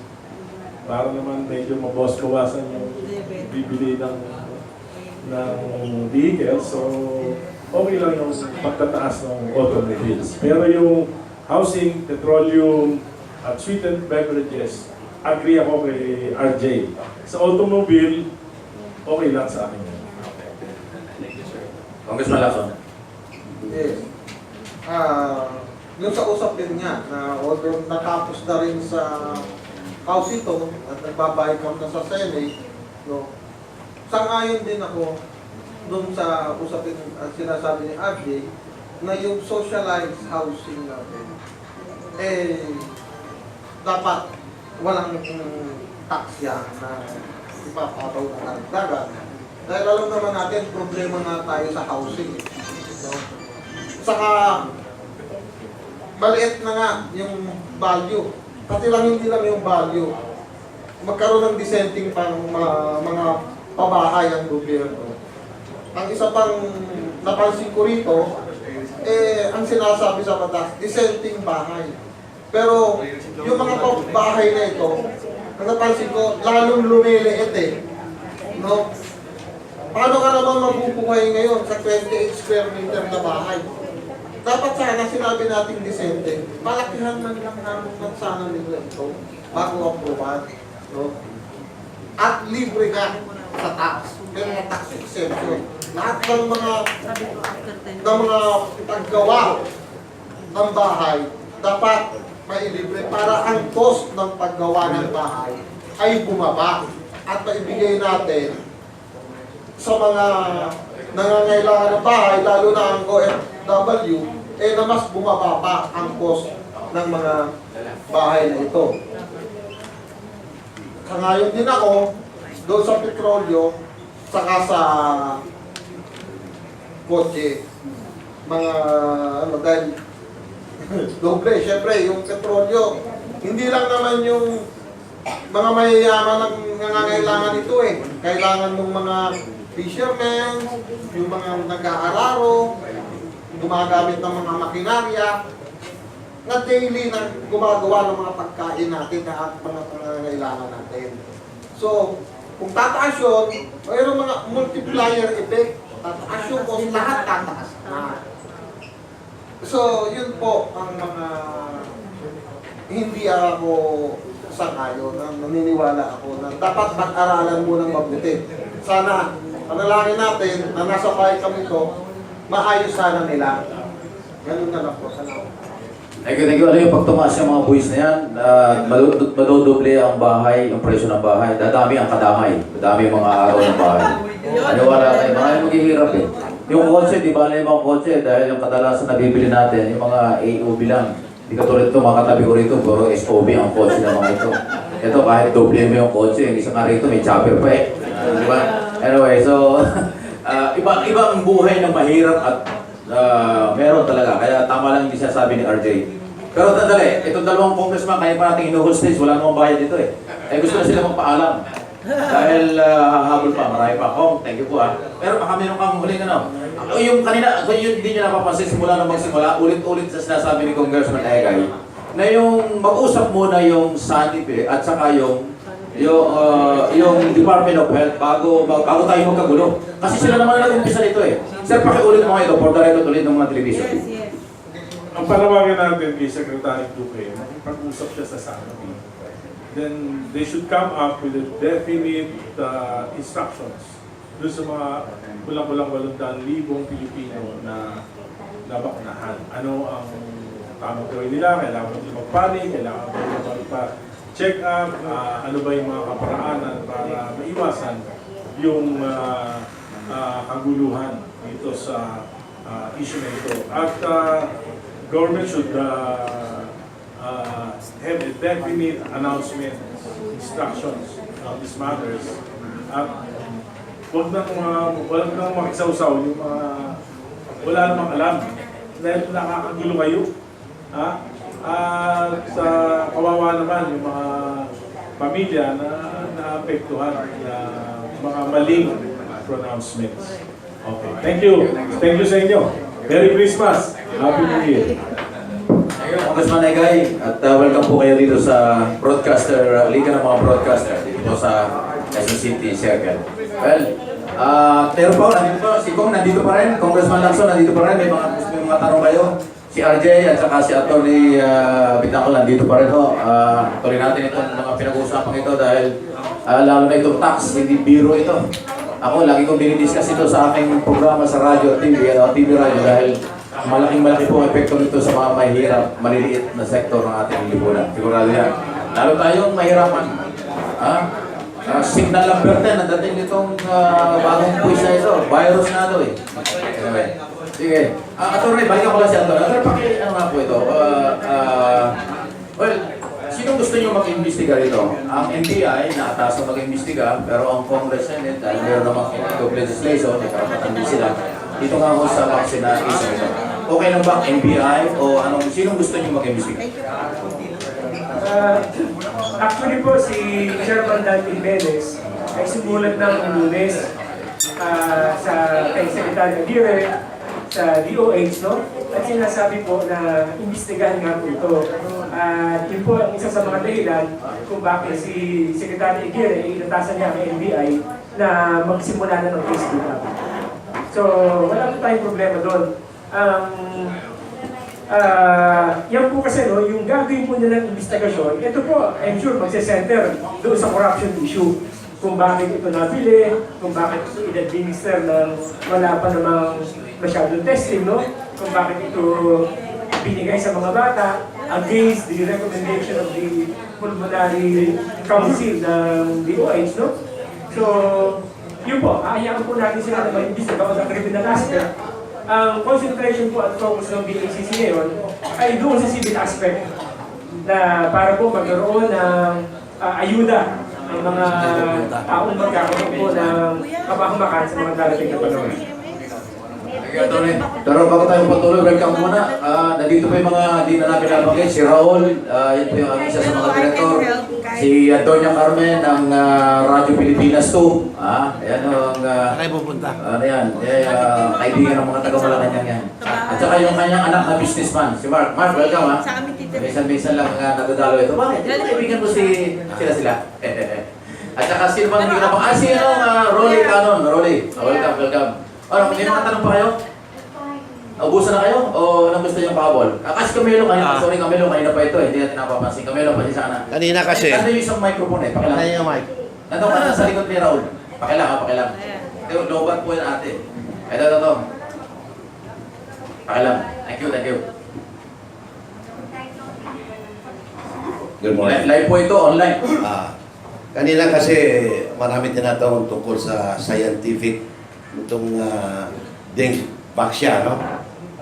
Hindi ko inaasahan na makakasagot itong mga bisita nating congressman. Hindi naman sila eksperto, no? Pero ang isang bagay siguro na dapat natin unawain na ang sambayan ng Pilipino may karapatang alamin. Kasi hindi biro itong nangyari, no? Na nag-umpisa din sa pagsasabi ng Health Secretary at sinang-ayunan naman ng Sanofi, no? Pero ang i-open ko itong bagay na another concern ng sambayanan kung paano ito na-raise itong 3.5 million na punduan dito yung attorney ng VACC, ano?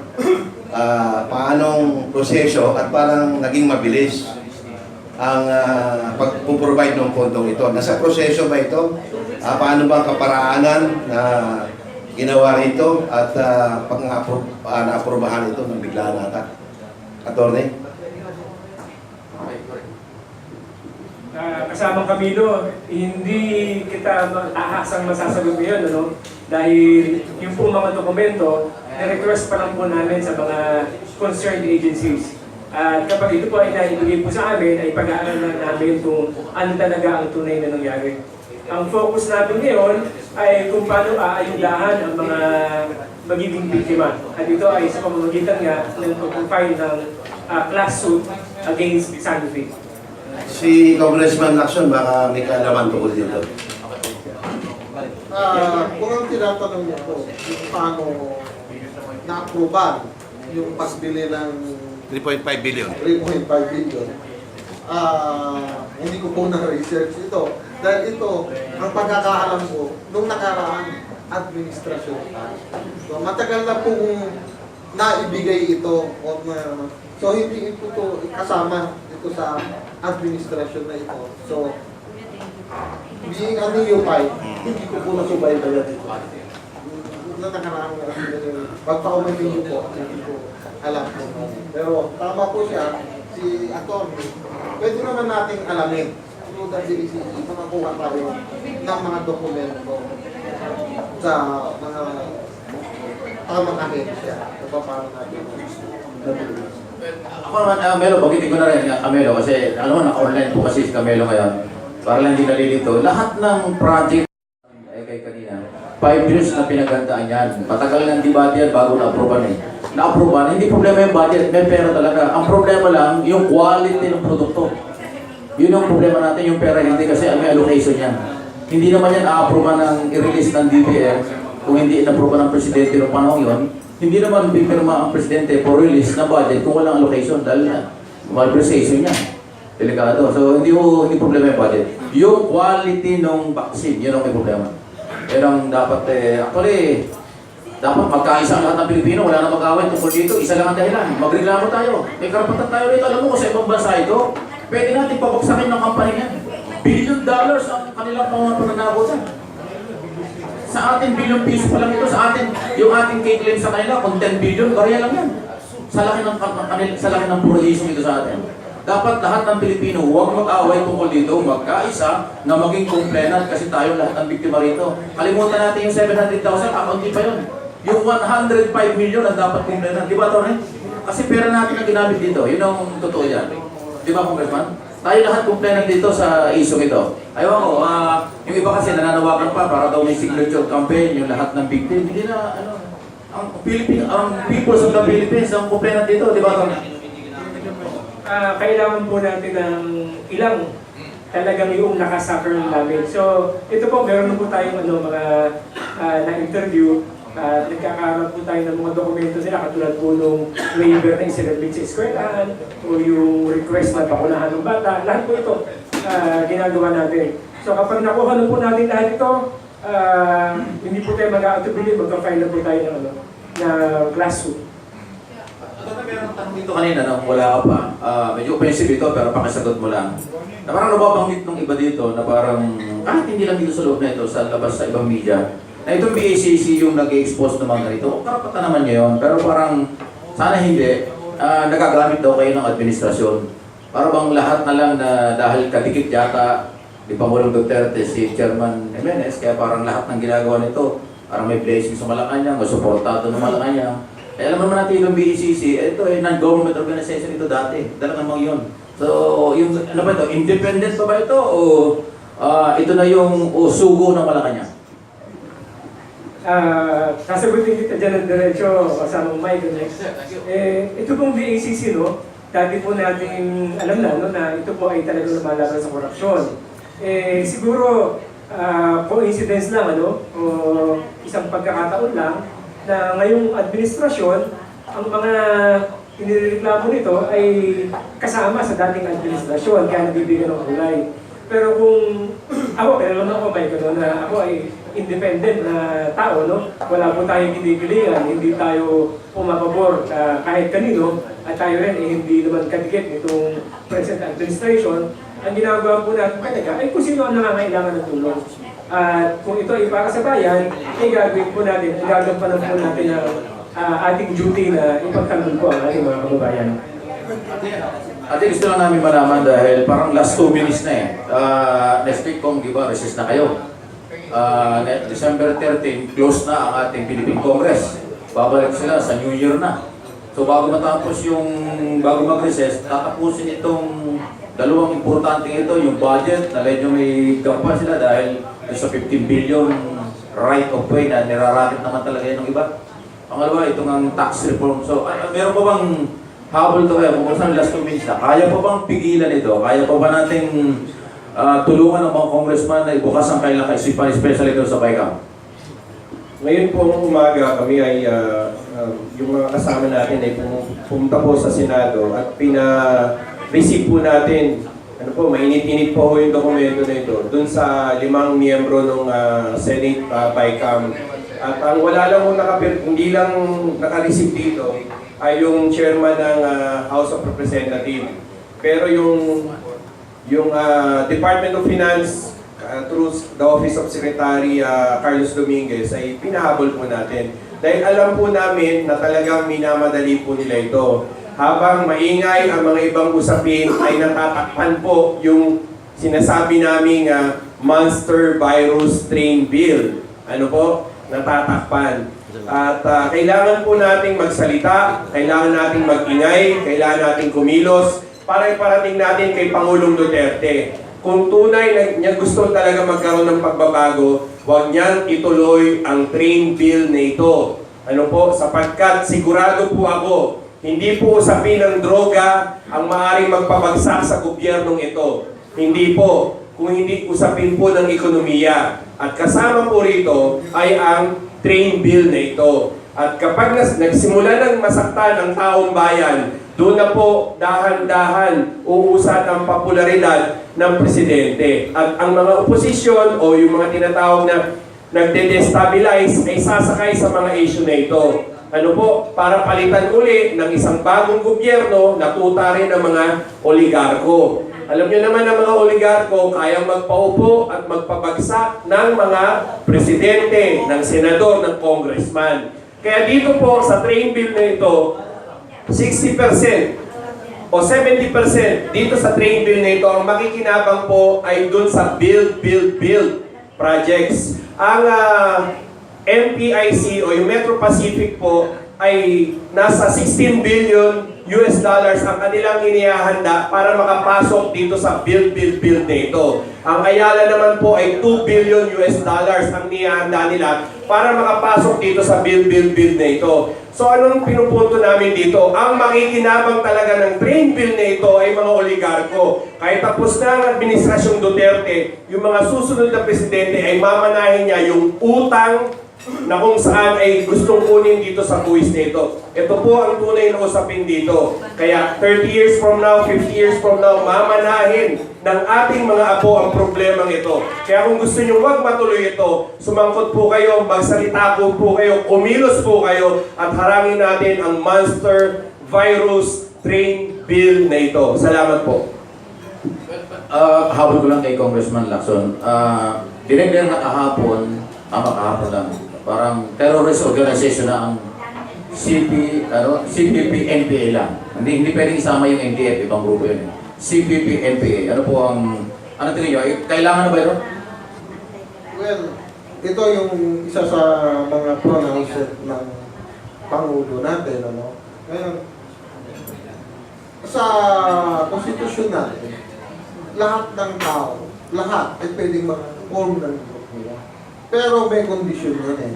Kasi kung ang organisasyon nyo ay nai-involve sa terrorism o kaya yung mga paglaban na sa gobyerno na armed group, ilanan, meron din karapatan ng gobyerno na ideklara ka na terorista o teroristang grupo.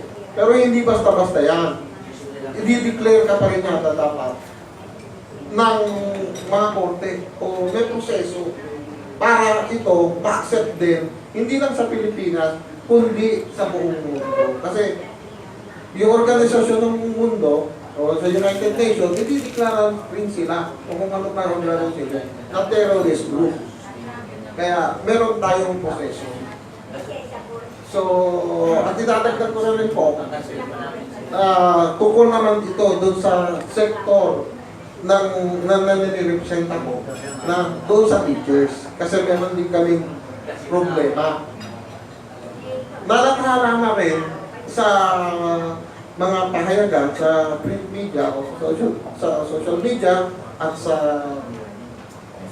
mainstream media yung problema ng mga teachers. Ito po yung usapin doon sa net take home pay nila. No? So marami pong maging mga teacher na nung nakakalang payroll nila, nag-receive lang ng mga 800 peso, 1,000 sa loob ng isang buwan. Paano naman kung mabubuhay ang isang guro sa kakarimpot na nga nilang sweldo? Nabawasan pa, nakatira. Isipin nyo na lang, imagine nyo kung paano. Pero meron po tayong batas. May provision doon sa batas natin na 4,000 ang minimum take-home pay nila. At ngayon, sa susunod, kung ma-aproban sa House po, at sa mababang kapulungan at sa Senate, itinataas na po ito sa susunod na taon na 6,000. Pero ang nagiging problema po ngayon, hindi po ito properly ini-implement. No? Bakit? Alam niyo naman ang mga teacher, may mga loans. No? Imbis na tulad ng mga nakaraang administrasyon, pag tinaas ang net take home pay, kasi nagsimula yata ng 2040, 3,000 lang ang net take home pay. Pero syempre itataas dahil mas tumataas ang gastos ng mga teacher o ng bawat mamamayan, tumataas ang presyo ng bili, tumataas. Naging 3,500, ngayon 4,000 na, susunod na taon, 6,000. Pero, hindi po ito nasusunod, no? Dahil pinoprotektahan yung mga deduction ng mga private lending, ayaw nilang mabawas, ma-maintain yung deduction na yon, kaya lumiliit, no? Sinunod nila yung priority na nando sa batas ng GSIS, na nag-claim yung GSIS na dapat didakan nyo kami. Lumagay yung deduction ng GSIS, pero yung mga nasa baba, dapat nalaglag para tumaas yung ma-maintain o masunod yung take-home pay ng 4,000. Pero hindi po nila sinunod yun. Meron silang pinalabas na mga memorandum order. Ito lang po yung medyo nakakatawa eh. Sa mahabang panahon, nagbibigay ng Defective order na nakalagay doon, ito ang mga sundin nyo itong net take home pay na kung ano yung specify for this time, 4,000. Tapos nilalagay kung ano yung mga priority deduction. Makikita nyo po ngayon, yung unang-unang order tungkol sa take home pay, which is Sundalo, inaasan. that order number 12. No? Kinat po nila, no, yung debt order number 12, hindi katulad ng mga previous na take home order na nakalagay doon specifically kung paano nila yun. Napaka-short, nilagay lang nila 4,000. Pero yung mga priority, na kung ano, kinat nila. So, alam mo, meron silang pinuprotektahan. Dahil yung mga mahuhulog po na deduction kung sakasakali. So, from the debt and order number 12, nagkaroon na naman sila ng amendment. Debt and order number 27.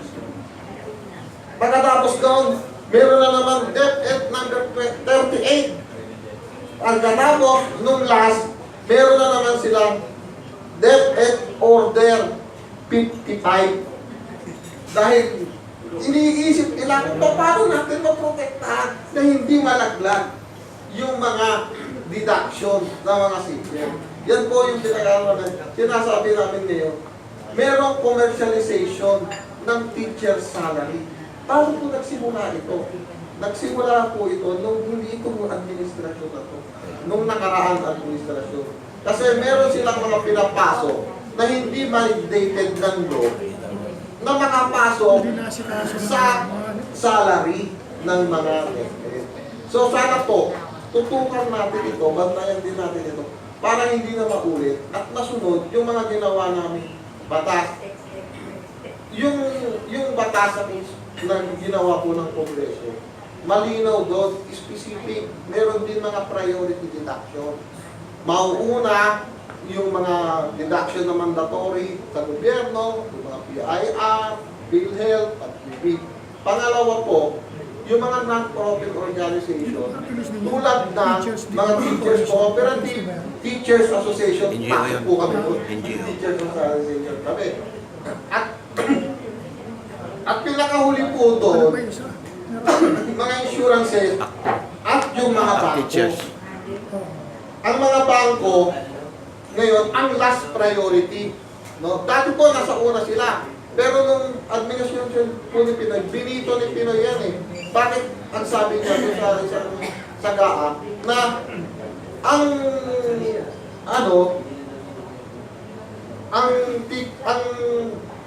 salary ng mga government employees hindi dapat nagiging collective agent.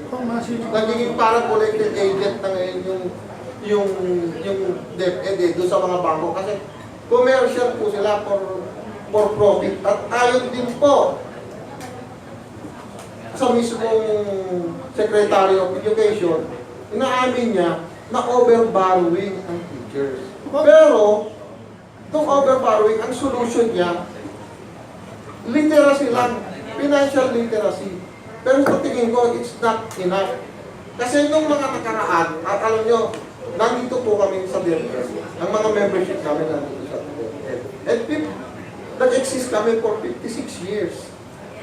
Pero maayos. Ngayon lang nagkaroon ng ganito na overborrowing. Kasi po, nung nakaraan, merong mga na-institute dun sa department na ng Finance sa DepEd na bagong mga features na in-introduce nila na like that queuing system.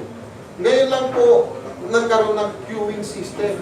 Sa mga gobyerno pong agency, DepEd lang ang nakakatakot na may queuing system. Anong epekto ng queuing system? First in, first out, sinasabi nila, first in, first out. Ano ang queuing system? Nag-i-entice po ito na lalo magpautang. Dahil, ang magpapautang, siguradong makakasingil. Di mo ba?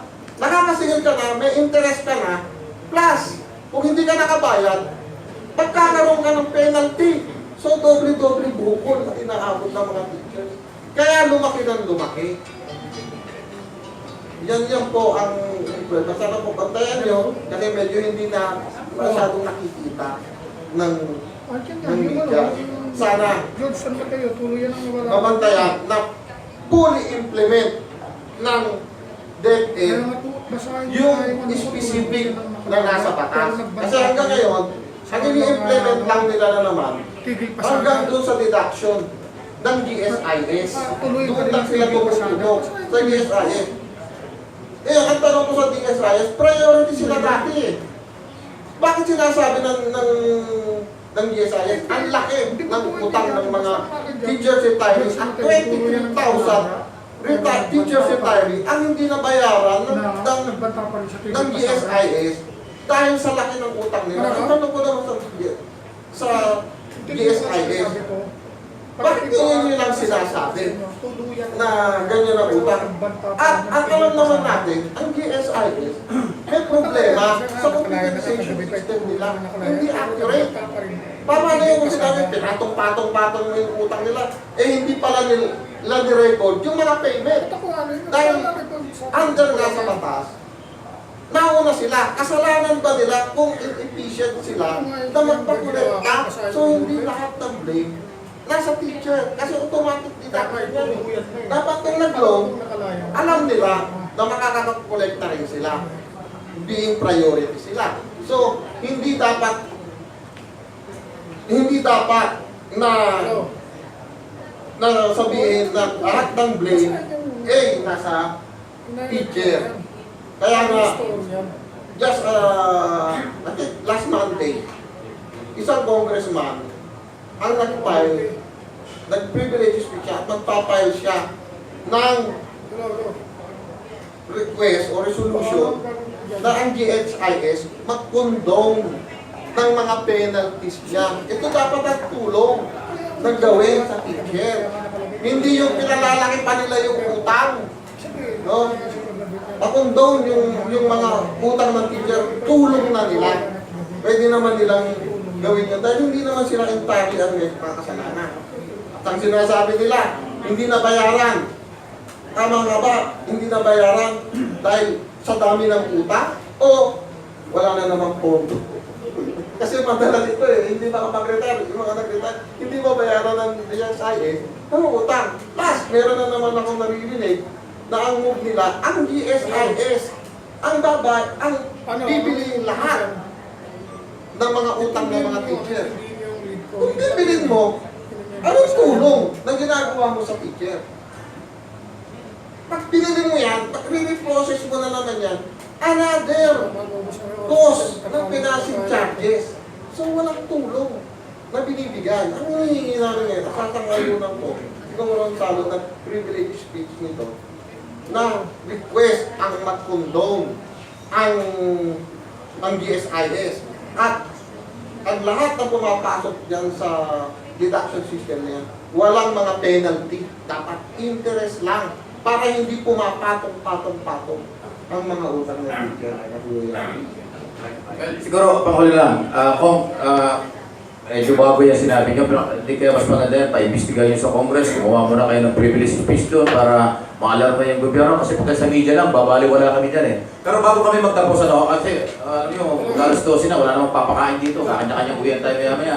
Kasi gusto ko lang marinig, kasi alam mo yung mayroong bago, yung kanilang matalik na kaibigan, tama ba? Ay ini-appoint pa ng Pangulong Duterte sa Energy Regulatory Commission, si Agnes D. Banadera. Yung po yung dating Justice Secretary. Kasama yung sa kinasuhan nila ng Thunder, ngayon na-appoint pa 7 years ang tenure. Tama po si kasamang Mike. Kasama po si Agnes de Banadera, nakasalukuyang commissioner po ng Energy Regulatory Commission. Doon sa aming i-final na plunder case, kasama po ron yung si Manny Pangilinan, PM Consunhi, kasama po ron yung magkakapatid na Ayala. Sabihin nyo na po, nandun yung mga oligarkong mga malalaki ang pangalan, mga ex-generals, Board of Trustees ng MWSS, na kung saan that time, si Agnes po ay Board of Trustees ng MWSS. So kinasuhan po namin siya. Kaya laking gulat namin nung siya ay maupo dito sa Energy Regulatory Commission. Kaya nagdududa kami sinong mga nasa likod na kamay kung bakit siya naupo dyan. Kaya maganda imbestigahan ko sa Kongreso dahil yung grupo po ng mga oligarko dito po sa issue ng power sector ay talagang napakalaki po ng kanilang impluensya. Hindi sila papayag na yung 5 commissioners na ito ay hindi nila maging bata. Ano po? Sapagkat meron pong parating na malaking issue rin. Ito yung 12.4 billion per annum na itinali tayo ng Meralco dun sa competitive selection process sa midnight deal na 7 kumpanya ng Meralco. Napakalaki po niya. Kaya sa Monday, upo po ako sa House hearing tungkol po dyan sa competitive selection process. Again, ay sabi nga po ng ating abogado na si Atty. Vitangcol, last Friday, siya po ay tumawag dun sa opisina ni Chairman Agnes de Banadera. Humihingi po kami ng audience sa kanya. Mabuti pa po dun sa isang ahensya na tinawagan ng ating abogado ni si Atty. Al, napagbigyan siya agad. Dito kay Agnes de Banadera ay hanggang ngayon ay naghihintay tayo ng tawag kung kailan namin siya makakaharap para sabihin namin yung ating sentimiento at ating pagtutol dito sa sitwasyon na nangyari sa Energy Regulatory Commission. Kung sakali na hindi niya alam ang mga usapin na ito. Ano po? Pero duda po kami na alam na niya yan, kaya siya nilagay dyan sa posisyon na yan, meron siyang mahalagang papel na gagampanan. Ano po yun? Ngayong taon na ito, meron tinatawag na rate reset. Ano ibig sabihin ng rate reset sa Energy Regulatory Commission? Aaralin ang lahat ng mga gastusin ng Meralco noong mga nakaraang mga taon. I-audit po yan. Yan po yung rate reset. Dito magkakabukingan kung sobra ba, overpriced ba, overbilled ba yung Meralco sa ating mga power consumers. Ano po? Ito lang nakakalungkot. November 15, merong inilabas ang Meralco dun sa kung ikaw ay overdue sa payment mo sa Meralco, ikaw ay pinagbabayad nila ng 5 piso. 90% o 99% ng mga Meralco consumer, overdue naman po lagi. Dahil naghahanap siya ng pambayad ng kuryente. Saan mapupunta yung 5 piso? So tinanong ko yung kahera, bakit wala sa resibo na binayaran ko? Sabi niya, sir, separate po yan para daw po yan sa telco. Sabi ng Meralco. Parang ang layo naman yata nun. No? Meralco, tapos napunta yung 5 pesos sa telcos. So kumuha po akong resibo. Isa yan sa mga issue na gusto namin i-raise kay Agnes de Banadera at doon sa grupo po ni Secretary Cusi sa Department of Energy. Ang tanong, si Secretary Cusi ba at itong si Agnes de Banadera ay magka-vibes ba ito? At si Secretary Gusi at itong si Agnes Benadera, alam naman natin kung saan siya konektado sa dating administrasyon ni Pangulong Gloria Macapagal Arroyo na may take din po sa usapin ng power. Ulitin ko po, may mga negosyo rin po sa usapin ng power. Konektado ba ang Aboitiz dito? Konektado ba ang Alcantara rito? Konektado ba yung mga ibang oligarko? Kaya laliman po natin. Huwag tayong magpaloko dito sa mga oligarko na ito na kumokontrol sa power sector natin. Maraming salamat po. Malaki yung pagbabago, di ba? Laki ng pagbabago ng gobyerno natin, yung mga bata ni Gloria, umuupo na lahat. Di ba, nandiyan si Duque, nandiyan si Esperon, di ba, ayan si Jose, dating general manager yan ng airport, bata ni MJ yan. Di ba? FG. Tapos ito nga si Benadera, dating Justice Secretary na, wala, yun ang malaking pagbabago. Mabuhay, God bless the Philippines. Ano, last na lang, kasi nagugutom na ako, wala na akong papakain. Sabi ng director, tama na raw eh. Tama na. Ha? Parang meron pa naman tayo next time. Pwede kayo bumalik dito next day. Total, libre yung pagkain sa almusal. Pagkakalian, kanya-kanya tayo. Anyway, thank you, Congressman. Gawin mo kayo, thank you. Ate, thank you. Atty, thank you ha. Thank you. Saka lang po nila kay. Araw-araw, nagbe-birthday yan, kaya 11 pa lang, uuwi na. Birthday naman ngayon.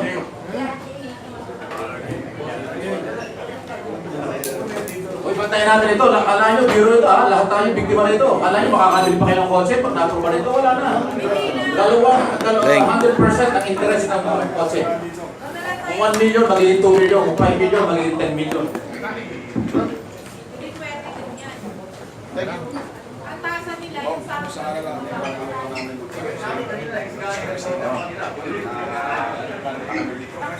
Tatanong siya ng dito, may